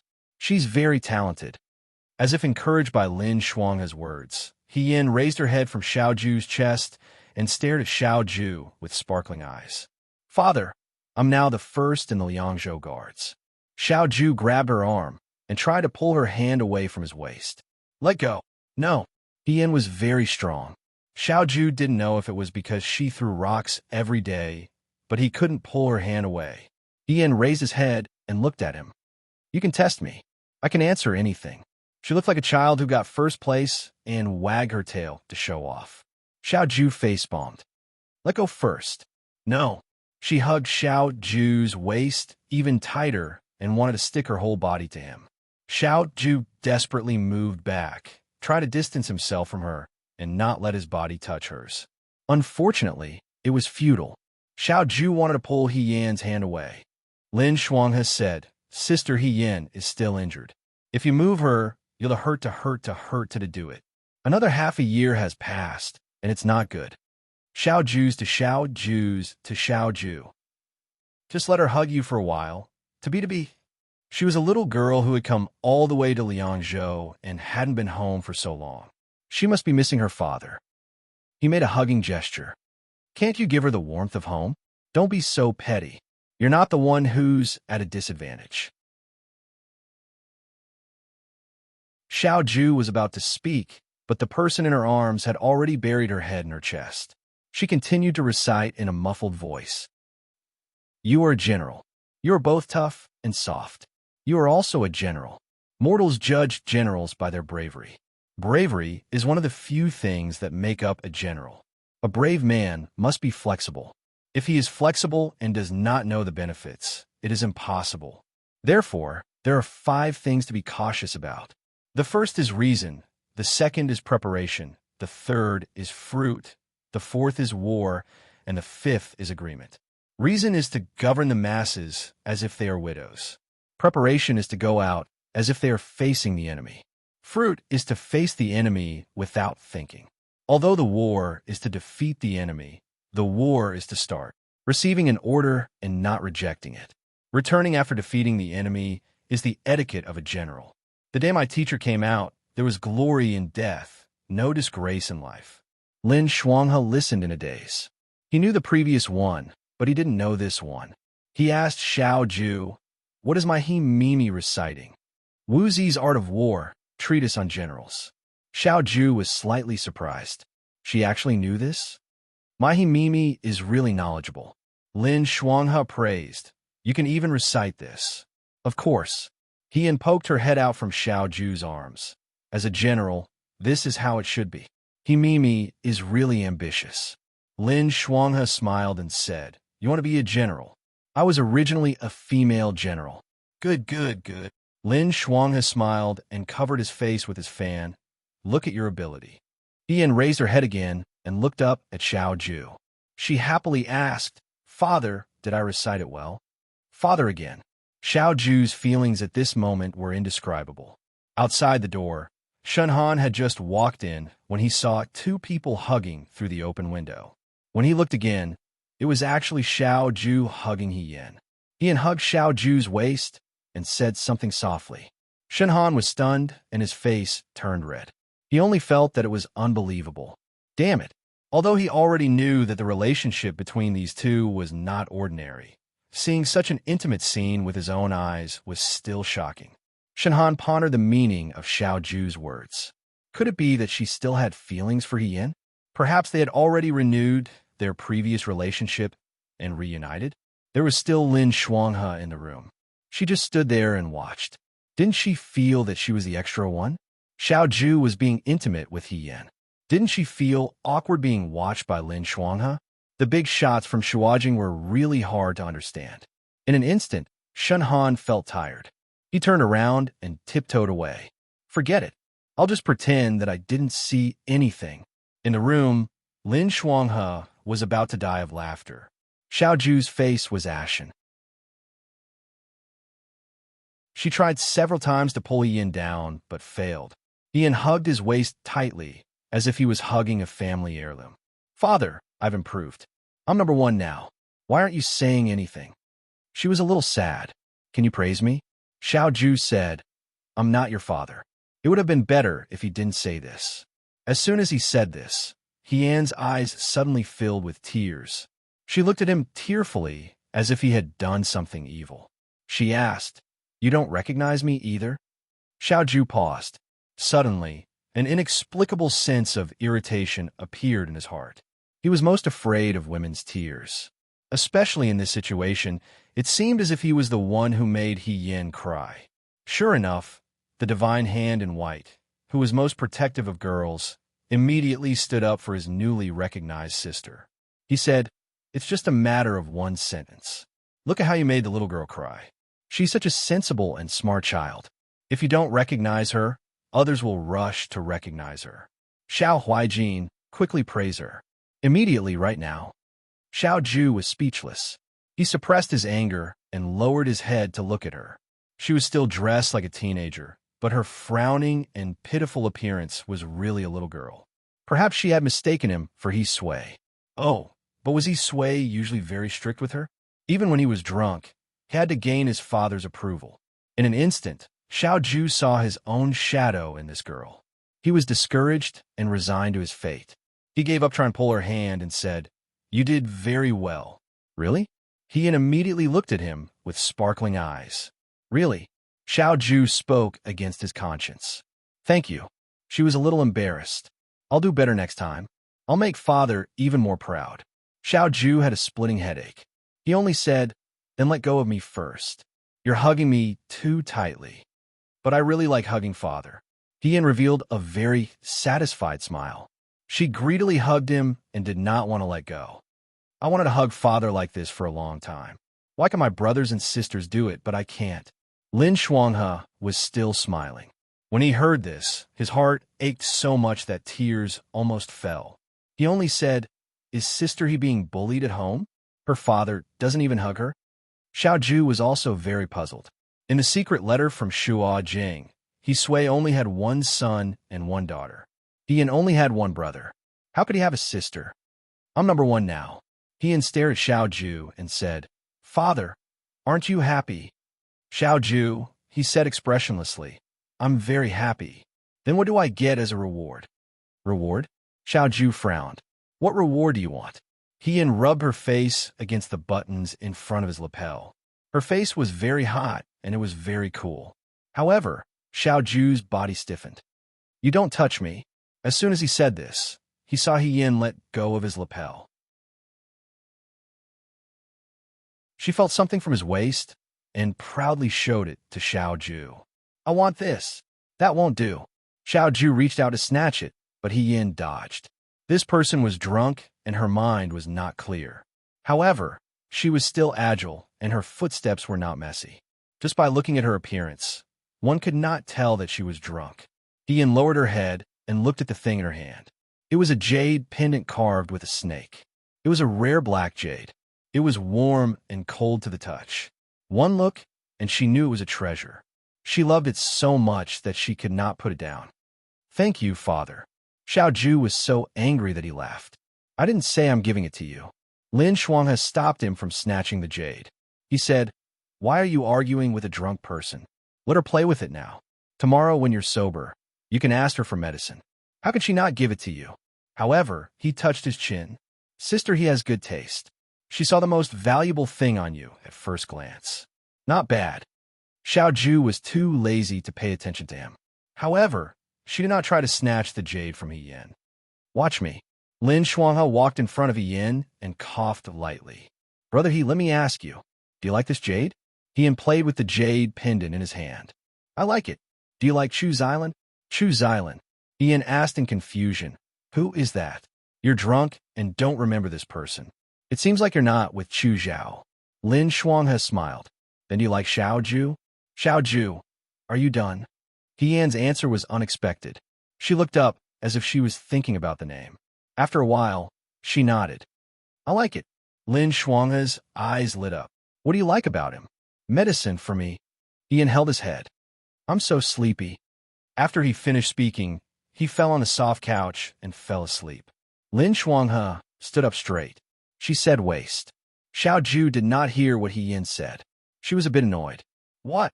She likes your waist. Lin Shuanghe opened his fan. She's too direct. Xiao Ju threw a teacup at him. Get lost. On the other side, Ing Xiang put away the empty wine pot in the room. The smell of spring in Chong and still lingered in the courtyard. Chu Zhao took off his outer garment and sat down on the couch wearing only his inner garment. The beds in the Liang province guards were not as hard as the beds in the capital. Although they were not as hard as the beds, they were not comfortable. Ing Xiang walked over and knelt in front of the couch. Young master, this servant did not do a good job and was not able to win over Yin. The youth called Yin was very young. Just now, he drank a pot of wine and looked drunk. However, he wanted to discuss the art of war with Chu Zhao. Chu Zhao did not understand the art of war, so he listened to the youth speak with assurance. In the end, he probably got tired and left alone. Ing Xiang was very confident in her appearance. Although she did not dare to say that everyone would fall for her beauty, such as Xiao Huaijin and Chu's Island, she was more than enough to deal with a new recruit of the Liang Province Guards, who knew that tonight, no matter how gentle and flirtatious she appeared, Yan's gaze was only filled with admiration and no evil thoughts. Men had different tastes for women, and it could be seen at a glance. Although Yan was shocked by her beauty, he did not have any other thoughts. This made Ing Xiang feel defeated. When her master, Chu Zhao, heard this, he was stunned for a moment. Then, he shook his head and smiled. It's not your fault. Ing Xiang raised her head. Fourth young master, Chu Zhao looked at the incense burning on the table in the room. This was the calming incense he had brought from the capital. He was always a light sleeper, so he always brought it with him wherever he went. His eyes flashed back to when he caught a glimpse of the woman's lively eyes under the white veil at the horse track in the capital. Who would have thought that there would be a woman among the new recruits of the Liang Province Guards? He slowly smiled. When Yin woke up, he was in his own room. He was sleeping soundly with half of his legs dangling off the bed. He did not even cover himself with a blanket. Outside the room, the sun was just right. A ray of light shone in through the window. It was so bright that it hurt his eyes. For a moment, he could not tell whether it was day or night. Ian sat up and shook his head. He did not feel the pain of a hangover. On the contrary, he felt refreshed. She thought to herself that Chong and spring was indeed much better than the inferior yellow wine of the Lyon province guards. Although the alcohol was strong, it did not go to the head. There was a reason why it was expensive. Last night, she had been dragged away by Chu Zhao and his servant girl. She had gone to Chu Zhao's room to drink 2 cups of wine. She seemed to have drunk a bit too much. The alcohol had gotten to her head and made her very sleepy. She did not know when she had returned to her room and fell asleep. However, judging from the current situation, she should not have caused any trouble like last time. Ian planned to get out of bed and pour himself a cup of tea. After a night's sleep, he was very thirsty. As soon as he moved, he felt something in his hand. When he looked down, he found that his right hand was tightly clutching something that looked like a jade pendant. What kind of toy was this? When did it get into her hand? Ian was stunned for a moment. He opened his palm and carefully examined it. The black jade pendant in his palm was not big, but it was very delicately carved. The snake pattern was complicated and gorgeous. As she moved, it emitted a gentle light. It did not look like an ordinary jade pendant. Did she get drunk and rob someone last night? Ian and the jade pendant stared at each other for a moment. They were still a loss. Forget it. He might as well go out and ask someone else. Ian thought for a moment. He first put the jade pendant on the table. Then he got up and washed up. When he was done, he grabbed the jade pendant and went out. He also wanted to ask Song Tao Tao if there were any leftover steam buns. He had woken up too late in the morning and did not even make it in time for breakfast. As soon as he went out, he met Shen Muxiue, who lived not far from here. Shen Muxiue was carrying a medicine tray to the medical hall. When he saw Ian, he stopped and greeted Ian. "Miss Shun," Ian asked, "is eldest Miss Song here? I have something to discuss with her." Shen Muxiue said, "She is not in the room. She went to the martial arts arena. Why are you looking for her? If it is important, I will help you pass on the message when she comes back later." Ian scratched his head. "It is not a big deal. Since she is not here, forget it." He turned around and was about to leave. When he moved, the jade pendant in his hand was revealed. Shen Muxiue was stunned. He hesitated and said, "This jade? She seemed to know who the owner of this jade pendant was. Miss Shen has seen this jade pendant before." Ian smiled calmly. Shen Muxiue still looked surprised. "Why do you have the governor's jade pendant? Xiao Ju's? Xiao Ju's jade pendant. Why is it with her?" Ian also wanted to ask this question. She also did not know. What did she do when she was drunk last night? Did she fight with Xiao Ju again and snatch his jade pendant? Looking at Shen Muxiue's suspicious eyes, Ian coughed twice. "This is indeed the governor's jade pendant. When we were talking yesterday, Governor felt that it was inconvenient to wear it, so he asked me to keep it for him for the time being. I was about to give it back to him. But, Miss Shen, brother, Lin Shuang's voice came from behind.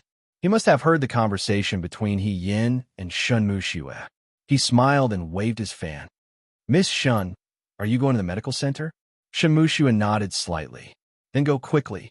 The medicine will be cold if you are late." He then said to Yin, "Brother, you have not eaten yet, right? I still have some pastries.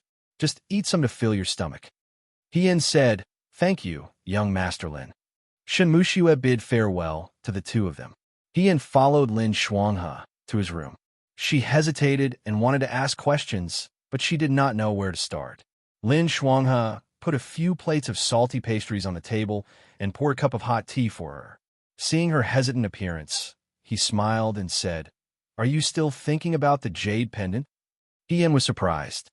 "You know, last night, when Sister he got drunk and entered the room in Huaijin, I was there from beginning to end." Lin Shuanghe supported his chin with the handle of his fan. "Sister, he really opened my eyes." Yin felt more and more uneasy after hearing his words. But thinking carefully, she always had a sense of propriety. It was impossible for her to make a scene and lose her composure after getting drunk. At most, she would spar with Xiao Ju. But how could Xiao Ju be so weak? Not only was she beaten up, but she also had the jade pendant stolen from her. Last night, I didn't do anything out of line, right? She asked tentatively. It would have been better if she did not ask. As soon as she said this, Lin Shuanghe seemed to have thought of an interesting scene. He first tried to hold back his laughter, then couldn't hold it in anymore. He slapped the table and laughed wildly. Ian looked at this refined young man who was laughing uncontrollably. He did not care about his image at all. He did not look like the elegant young master from Shuo capital. Ian was so anxious that her heart was scratching. She waited for Lin Shuanghe to finish laughing before asking, Dr. Lin, what did I do to make you laugh so hard? Nothing, nothing. Lin Shuanghe waved his hand and smiled. Actually, it was nothing big. I just wanted to let Xiao Huijin experience what it feels like to be a father at such a young age. Ian dropped the scallion pastry in her hand onto the table. Did I call him father? Ah. Lin Shuanghe asked curiously. You actually still remember? Ian covered her face. She really did not remember.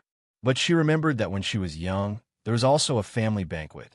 At that time, she had gone from the last place to the third place from the bottom, hoping to be praised by her father. In the end, no one cared. During the family banquet, she accidentally drank a mouthful of plum wine, as osmanthus do. At that time, Hien had not yet joined the army. She did not have the tolerance to drink 1,000 cups and was drunk after 1 cup.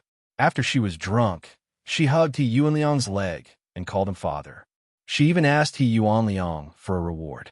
When she woke up the next day, the He family said that it was because He Yuansheng was too strict with Hien. That was why she thought that second uncle was acting coquettishly.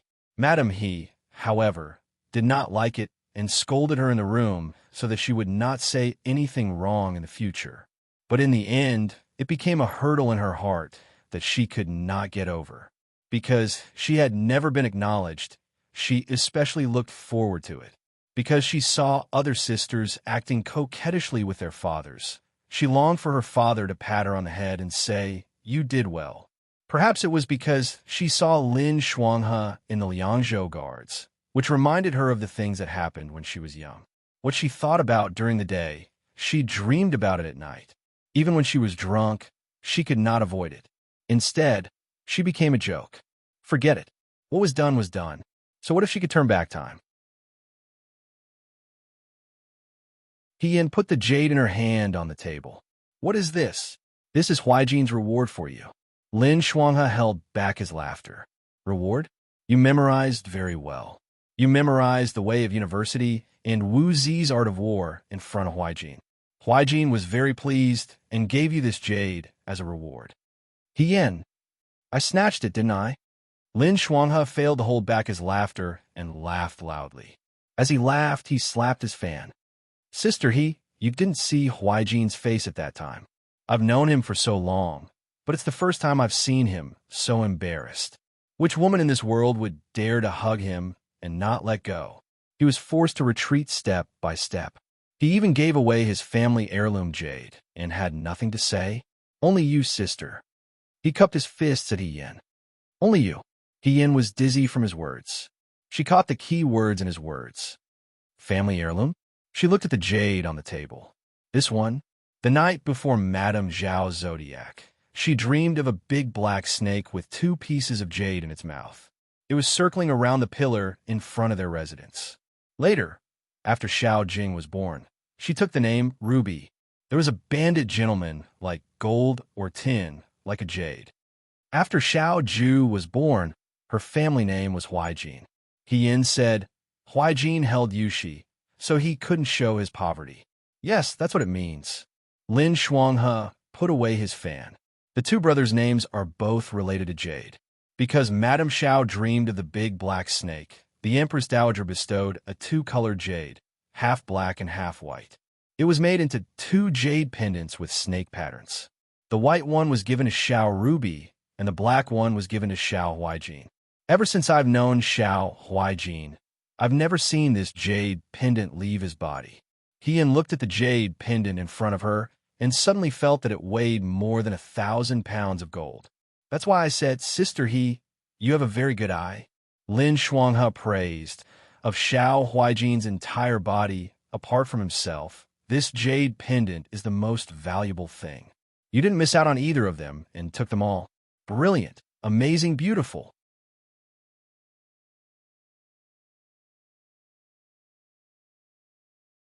Chapter 122. On the way to the practice field, Heian was still thinking about what Lin Shuanghe had said. The snake-patterned black jade in her hand was as cold as water. In the winter, it was so cold that it cleared her mind. Yesterday, he had gotten drunk and stolen Xiao Ju's jade. To be able to do such a shocking thing, it seemed that in the future, she really couldn't drink as she pleased. As Heian thought, she had already reached the side of the practice field. In front of Xiao Ju stood a person wearing the black armor of the Southern Fu army. His head was lowered, and he didn't speak.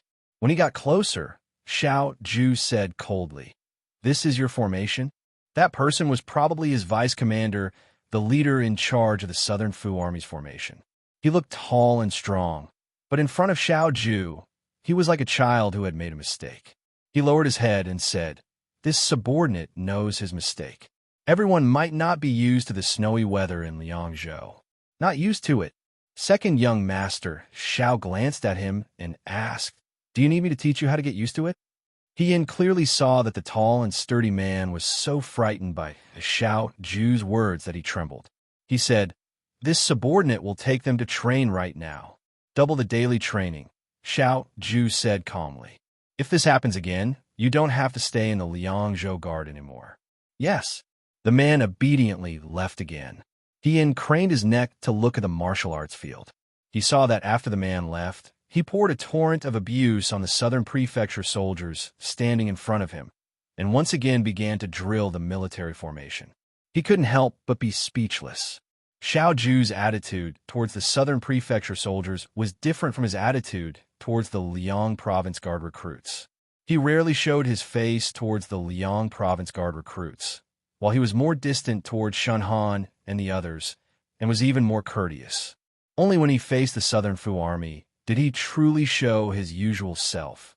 Casual, cold, like a military governor who would scold people at the slightest disagreement. When she was General Fei Hong, was she also this annoying? Heian silently reflected on himself. Just as she was thinking, Xiao Ju turned around. When she saw her, she paused for a moment before asking impatiently, "What are you doing here again?" Heian smiled apologetically and stretched out her palm. There was a piece of black jade lying in her palm. She said, "Governor, you seem to have left something with me last night. I'm specially returning it to you." "Return." Xiao Ju chewed on the word her playfully. She bent over and stared into her eyes. Her lips twitched as she said indifferently, "My dear daughter is so considerate." Heian, why was this person so vengeful? Besides, even if she called him daddy, it was Xiao Ju who took advantage of her. Why did Xiao Ju make it sound like she had done something unforgivable? Heian tried his best to maintain his composure and only said, "Governor, you really know how to joke. This piece of black jade looks very precious. Governor, please don't lose it in the future. You should take good care of it." She picked up the jade and reached out to touch Xiao Ju's waist. Xiao Ju took a step back and looked alarmed. "What are you doing? I'm putting it on for you." Heian had an innocent look on her face. "Isn't this jade supposed to be tied around the waist?" Xiao Ju suddenly remembered what Lin Shuanghe had said yesterday. "She likes your waist." Heian wanted to step forward, but Xiao Ju raised his hand to stop her. He looked at her with a complicated expression. "I'll do it myself." "Oh." Heian did not understand and handed the jade to him. She watched as Xiao Ju put the jade back on. The black jade fell on his dark blue robe and looked very beautiful. She looked at it seriously. Little did she know that Xiao Ju saw her like this and narrowed his eyes. He immediately turned around and pulled down his robe. Was he stung by an insect? Heian was puzzled. Inside the martial arts arena, the soldiers' loud orders could be heard. Heian followed him to the edge of the balcony and looked down. The South House soldiers were already very organized, and their morale was also outstanding. This kind of strong soldier, he almost scolded them to tears just now. What was wrong with Xiao Ju? Wasn't he too picky? If he took over the Fuyue army, he would not have enough time to scold them. He would not even have enough time to eat. Ian looked and said what was on his mind. She said they are training well. You were too fierce just now. Fierce? Yes. Ian said, if it was me, I would have been scared to death. Xiao Ju laughed again. Her smile was a little mocking. I don't think you think I'm fierce. That's because I'm used to being scolded. Ian looked down at the Nanfu army. Arrow formation. Xiao Ju said, how is it? They're already very well trained. It's just that the snow has been slippery recently. The soldiers on the left of the last row can't keep up. Other than the arrow formation, what other formations do you know? Xiao Ju asked casually. There are a lot. Hien counted with her fingers: star scattering formation, mandarin duck formation, fish lowly formation, crane wing formation. She listed more than 10 formations in a row. Seeing that Xiao Ju's gaze was focused on her body, she unconsciously stopped and asked, why are you looking at me? Xiao Ju turned around and placed her hands on the railing of the balcony. She smiled lazily and said, I'm looking at how good you are, female general. Ian, she decided to be thick-skinned and said, I'm so good. Won't you consider promoting me to be your right-hand man? Our swords together will definitely be able to cut through the universe. Xiao Ju sneered. Who's talking to you about our? Don't keep people at arm's length all the time. You should learn to be approachable like me. Xiao Ju ignored her. Ian was about to say something when a voice called out from behind him, Young Master. It was Fei Nu, Young Master. Fei Nu looked at Hien. There's movement in Lei Ho. Xiao Ju nodded, I know. He turned around and walked downstairs. He was probably going to the dungeon. Hien wanted to follow him, but stopped after taking a step. Forget it. If something really happened, Xiao Ju would know even if he didn't say anything. If he followed him now, he wouldn't be an eyesore to Xiao Ju. It would be better to find Chu Zhao and ask him if she did anything inappropriate to Chu Zhao when she was drunk yesterday. If she did, she would have to line up and apologize. Thinking of this, she waved at Xiao Ju. I still have something to do. I want to accompany you. See you later. The corner of Slave Fei's mouth twitched. Look at how familiar she was. Did someone invite her? Xiao Ju was already used to Hien's shameless behavior. She walked down the stairs and said, Let's go. When Hien went to Chu Zhao's room, Chu Zhao was practicing calligraphy. Yesterday, she came in a hurry and it was late at night. She only drank in the courtyard and didn't notice Chu Zhao's room. She only felt that it wasn't luxurious enough. Today, she saw it and realized that it wasn't luxurious enough. It was simple and crude. Other than a table and a bed, there were only 2 chairs in the room.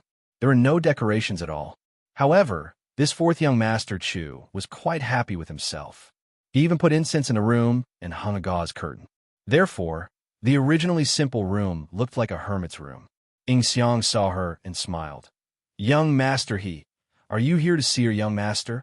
Oh, Hien said, I came to give fourth young master Chu some snacks. She raised the box. Inside the box was the unfinished scallion oil pastry that Lin Shuanghe gave her in the morning. Hien originally wanted to leave some for when she was hungry. However, it wouldn't be good to come empty-handed when she came to see Chu Zhao. Thus, she reluctantly considered it a greeting gift. Fourth young master is practicing calligraphy, Ing Xiang said with a smile. Young master, please follow this servant. Hien followed her inside and saw Chu Zhao sitting at the table and writing. She stood behind Chu Zhao and couldn't help but read aloud. There is not a speck of dust on the green mountain, not a cloud in the blue sky. There is only one moon in the sky, only one person in the mountain. At this time I hear the sound of the pine. At this time I hear the sound of the bell. At this time I hear the sound of the stream. At this time I hear the sound of insects. As soon as she finished speaking, Chu Zhao finished writing the last stroke. He turned his head and saw her. He smiled and said, Brother He, you're here. Hien walked around the words he had written and praised. Young Master Chu's handwriting is really good. Chu Zhao's handwriting was different from Xiao Ju's. Xiao Ju's handwriting was sharp and forceful. It carried a kind of cold and unbridled feeling. Chu Zhao's handwriting, on the other hand, was beautiful and gentle, just like the feeling he gave people. His poems were also simple and elegant. It was really hard to imagine that he would be related to Su Jingfu. However, when she thought about Su Jingfu, if Yin wasn't close to Xiao Ju now, and if she hadn't heard Ding Yi's words before, in her heart, Su Jingfu would just be an honest and upright old prime minister. Brother He, why did you come to see me? Chu Zhao stood up and put away the pen and paper. He brought He Yin to the only table in the room and sat down. The two chairs were just right. He said to Ying Xiang, "Pour some tea for young Master He." Ying Xiang smiled and went to get the tea. He Yin said, "I didn't come to see you for anything. It's just that I drank fourth young Master Chu's Chong and Chun last night. I felt bad, so I sent you some snacks." She motioned for Chu Zhao to look at the box of snacks on the table, but she was too embarrassed to open it. After all, it looked too simple. "Thank you." Chu Zhao was very considerate. "I just wanted to try the snacks of a Liang province guard and see how they're different from the ones in Shua." Brother He sent them just in time. Ian coughed twice. "I almost forgot to ask fourth young master. Last night, I drank 2 cups too much. I didn't cause any trouble for fourth young master, right?" She scratched her head. "I like to talk nonsense when I'm drunk. If I said something wrong, fourth young master, please don't take it to heart." Chu Zhao looked at her and smiled. "Brother He, you didn't come to my place today just to ask me this, right?" Look, as expected of the current prime minister's favorite student. He was so meticulous that she had nothing to say. As if he could see He Yan's awkwardness and embarrassment, Chu Zhao smiled and said, "Don't worry. Brother He didn't do anything last night. All you did was talk to me about the art of war. It's just that I don't know much about the art of war, so I couldn't ask Brother He for advice. I wasted Brother He's effort." He looked at He Yin and sighed. "I'm just surprised that Brother He knows so much." He Yin. She silently reflected on herself. In the future, she would never call other people peacocks again. Looking at her drunk appearance, she was the peacock, okay? It was too embarrassing to go around showing off how much she knew when she was drunk. "Fourth young master, you flatter me." He uncovered her face with her hands. "If I say more, I'll really be too ashamed to show my face." Ying Xiang came over with 2 cups of tea. She placed 1 cup in front of Yin and smiled. "Young master, he try it." Yin picked it up and took a sip. She couldn't help but sigh. "It's so sweet. Shua Jing's tea isn't as bitter as Liangzhou's." Ying Xiang placed the other cup in front of Chu Zhao. "It's fine as long as young master he likes it." Yin looked at the tea in front of her and suddenly thought of another matter. She looked at Chu Zhao and pretended to casually ask, "Fourth young master Chu, have you been living in Shua Jing for a long time?" "Yes." "Then you should know a lot about Shua Jing's news." Yin looked at the tea leaves floating in the cup and said, "I've been in Liangzhou for half a year. Here, I've been training hard every day. It's very boring. Ever since I got injured, I didn't even go for daily training. I've been staying in my room all day. I've almost become moldy. It's not easy for a friend from Shua Jing to visit." She moved closer and looked at Chu Zhao with a burning gaze. "Fourth young master, can you tell me about the interesting things that have happened in Shua Jing in the past half a year?" "Interesting things?" Chu Zhao was stunned. Yin nodded. "That's right, it's something fun. That's a lot." Chu Zhao said warmly. "Brother He, what kind of things do you want to hear?" "What kind of things?" Yin thought for a moment. "I don't think there's anything particularly interesting about ordinary people. Let's talk about Shua Jing's official family. For example, the old master was caught red-handed with his wife. Which family's son wasn't their biological son, but was actually adopted? Even though Chu Zhao always had a good temper, he was still choked by He Yan's words. He slowly opened his mouth. "I don't know much about these private matters. I'll pick some that I know and tell Brother He." He Yan hurriedly nodded. Then she listened to this fourth young master of Count Shi Jin's Fu talk about all the officials in Shua Jing. However, she didn't hear any of the so-called interesting things. It was nothing more than someone who had been promoted or someone whose salary had increased by 2 shi. Someone whose memorial was too ugly and was disliked by the emperor. Someone's wife received a rare piece of cloth and gave it to an imperial concubine to please her. Fourth young Master Chu was handsome, had a good temperament, and was patient. He wasn't like Xiao Ju, who got impatient quickly. However, he almost lost her patience when talking to him. She endured and endured. After drinking 2 cups of tea, she still hadn't heard what she wanted to hear. She couldn't help but interrupt Chu Zhao. Fourth young Master Chu, when you were in Shuajing, did you know the current General Fei Hong? As soon as she said this, Chu Zhao paused. He picked up his tea and took a sip. He asked with a smile, "Why are you suddenly talking about him?" Every day when I was in the Liang Province Guard, the instructors were always privately discussing who was more powerful, General Feng Yun or General Fei Hong.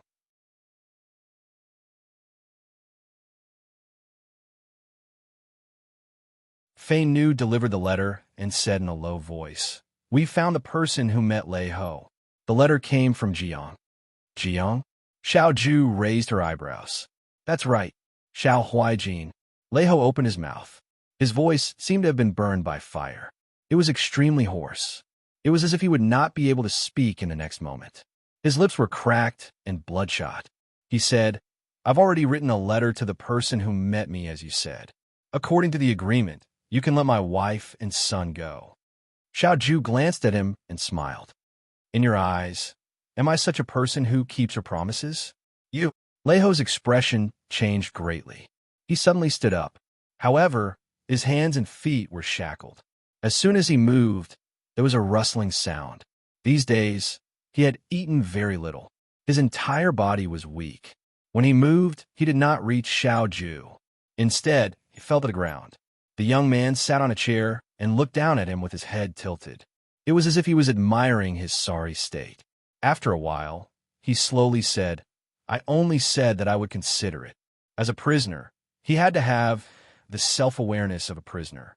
Lei Ho finally realized that from the moment he stepped into the Liangzhou Guards, he was destined to be a prisoner. He was no match for this man. When he was 16 years old, he could drown 60,000 people in Gui City. He could also kill Zhao Nuo without batting an eyelid. His ruthlessness and methods were unparalleled. "I beg you." He slowly knelt down and kowtowed to Xiao Ju. "Let my wife and son go." The man looked at him for a moment.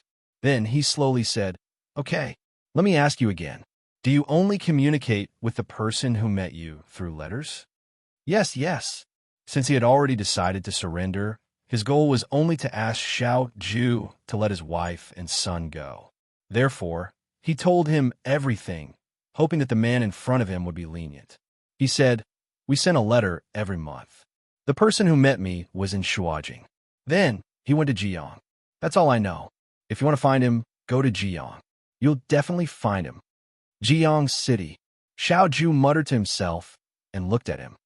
Jiang City doesn't allow foreigners to stay for long. What identity did your person use to enter the city?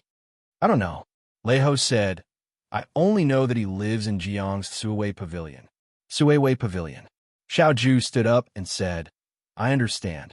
Xiao Huaijin, Military Governor Xiao." Lei Ho stopped him and crawled 2 steps forward like a dog. He rushed in his direction and said, "I've already told you everything I know. Can you let go of my wife and son?" The handsome young man stopped at the door. He didn't turn around and said in a mocking tone, "There's no hurry. Maybe you'll remember something in a few days. It won't be too late to let them go then." He turned around and walked out. She was waiting outside the door.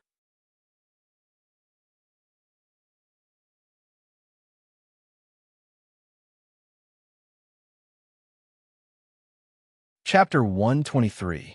This winter in the Liangzhou Guard was extremely cold. It snowed heavily for half of the month. Even if it wasn't snowing heavily, the sun rarely came out. There was a shortage of firewood and charcoal. Fortunately, after the new Liangzhou County Magistrate took office, he took the initiative to send some charcoal from the county government's warehouse to the guard office as a way to establish a good relationship with the right army's commander-in-chief. The new county magistrate was still very young and didn't have anyone to rely on at home. He looked gentle and weak, but he was very experienced and thoughtful. Lin Shuanghe was very satisfied with this new county magistrate. In the blink of an eye, 2 months had passed. The year was coming to an end. Soon, it would be the new year. After the new year, it would be another spring day. The new recruits of the Liangzhou Guard would no longer be called new recruits and spend the new year here. In the room, Xiao Ju was talking to Qi Wu and Fei Nu. There's another letter from the vassal territory. Qi Wu took out a letter and handed it to Xiao Ju. There's one every month. This is the second one. Other than the instructor, Qi Wu, and Hien knew that Lei Ho had been captured and locked in the dungeon. The new recruits of the Liangzhou Guard didn't know. Thinking that Lei Ho had become a deserter, Xiao Ju ordered Lei Ho to continue communicating with the person hiding in Jiang. He lied that he had escaped from the Liangzhou Guard and was hiding from the soldiers chasing after him. He also asked what he should do next. The person in Jiang was very cunning. He didn't directly tell Lei Ho what to do in the letter. He only told Lei Ho to hide well, that his master would send someone to pick him up. Xiao Ju took out the letter and read it quickly. Then he handed it to Fei Nu. After Fei Nu and Qi Wu read it, their expressions turned ugly. The person in the letter said that since Rida Musi had been exposed, the Liangzhou Guard's chess pieces were useless. He told Lei Ho to find a way to hide and wait for the storm to blow over before the people from Shuajing came to pick him up. After this letter, they should not continue to write to each other. In these troubled times, if they were to act rashly and alert the enemy and spoil the plans of their superiors, it would not be something that the two of them could bear. What should we do? Qi Wu said. Does this person mean that he won't send any more letters in the future? Xiao Ju, Lei Ho is already useless. But Jiang, Fei Nu hesitated for a moment. Is a commander-in-chief planning to go to Jiang? Even if there wasn't a messenger, I would still make a trip there based on the fact that Chai Anshi is in Jiang. Xiao Ju placed the letter on the burning candle on the table. The flame licked the letter, and in a moment, it turned into ashes. Chai Anshi was Xiao Zhongwu's former general.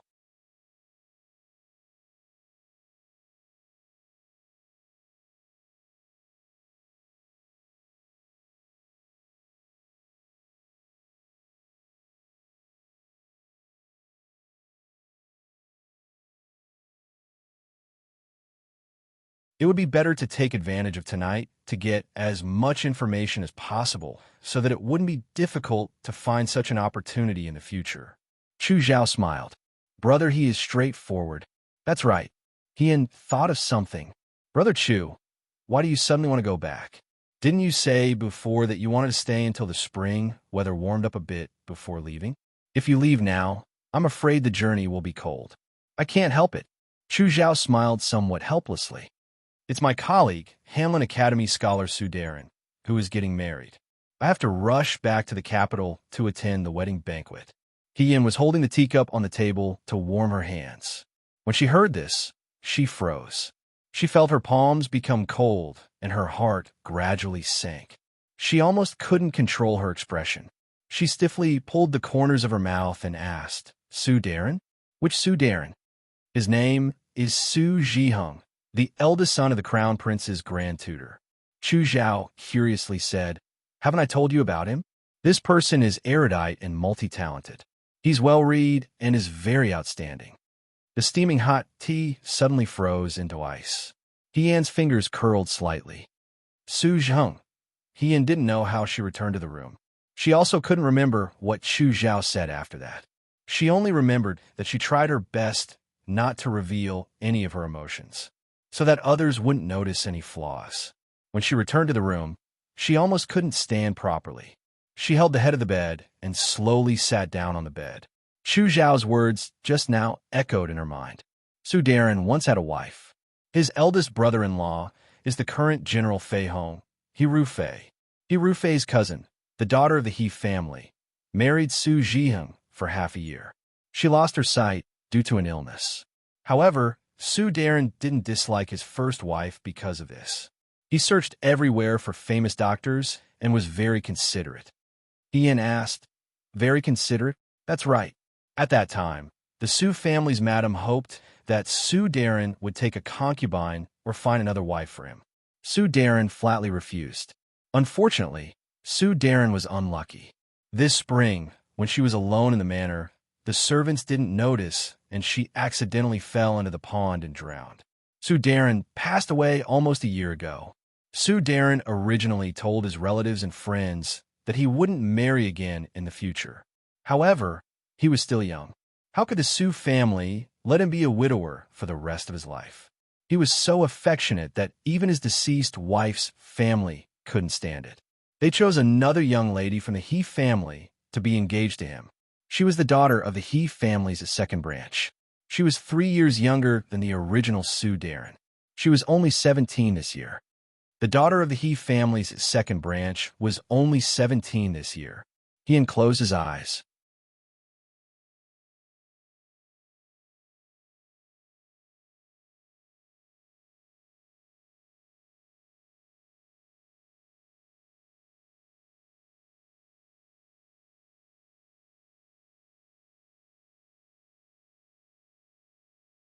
Chung Lisu looked at Lin Shuanghe, then at Xiao Ju. Uncle, what did you mean by what you said just now? Xiao Ju pushed his head back out of the window and closed it. Go back to sleep. Chung Lisu smashed the window outside to no avail. After a while, he could only leave. After he left, Lin Shuanghe rubbed his chin and asked, My younger sister, he and Chu Xilan are going to see the moon tonight? Their relationship is developing so quickly? Xiao Ju continued to read the military documents, too lazy to pay attention to him. No, Lin Shuanghe crawled up from the bed. I have to go take a look. He walked directly to the door between the two rooms, knocked on the door, and said, Brother He? Brother He? Brother He, are you there? Let me know if you are. He put his ear to the other side of the door, but it was quiet inside. There was no sound. Lin Shuanghe knocked a few more times, but there was still no response. He took 2 steps back and said to himself, My younger sister, he doesn't know that Su Pingting's people are here, so she went to see the moon by herself, right? Huai Jin, he shouted. Xiao Ju's ears hurt from his shout. He said impatiently, What? My younger sister, he might have gone to see the moon by herself. Lin Shuanghe walked in front of him. Go and look for her. I'm not going, Xiao Ju said indifferently. If you want to go, you go. I want to go, but Mount Baiwei is so big, and I don't know the way. What if it's like what happened with Raida Musi, and there are bad people on the mountain? You have martial arts, so you can protect yourself. If I go, I can only lie down and let them kill me. Won't you regret it if I die? Xiao Ju said, No, I won't. Why are you like this? Lin Shuanghe sat on his desk, blocking Junwen. He tried his best to persuade him. Look at my younger sister, she's so pitiful. Chu Zhao doesn't know that she's a girl, so he's gentle to everyone. But this is the first time younger sister he has met such a gentle person. Girls are very sensitive and are easily moved. But her identity can't be exposed, so she can only hide this love in her heart. Her sweetheart asked her to see the moon, so she must be very happy. But she doesn't know that her sweetheart is already someone else's son-in-law. Now she's alone on the mountain, so she must be very cold and sad. Can't you go and see her? Comfort her. Xiao Ju was puzzled by his idea. She likes Chu's Island, and I'm going to comfort her? What kind of logic is that? Now is a good time for you. Lin Shuanghe encouraged him. Now is the best time to take advantage of her. Xiao Ju sneered. Then I won't go. Okay, Lin Shuanghe said. Let's not talk about feelings. She's your soldier, and you're her superior. Younger sister, he helped you protect the Liangzhou guards a while ago, so you should care about your subordinates. I'm her superior, not her father, Xiao Ju said coldly. Besides, she has legs.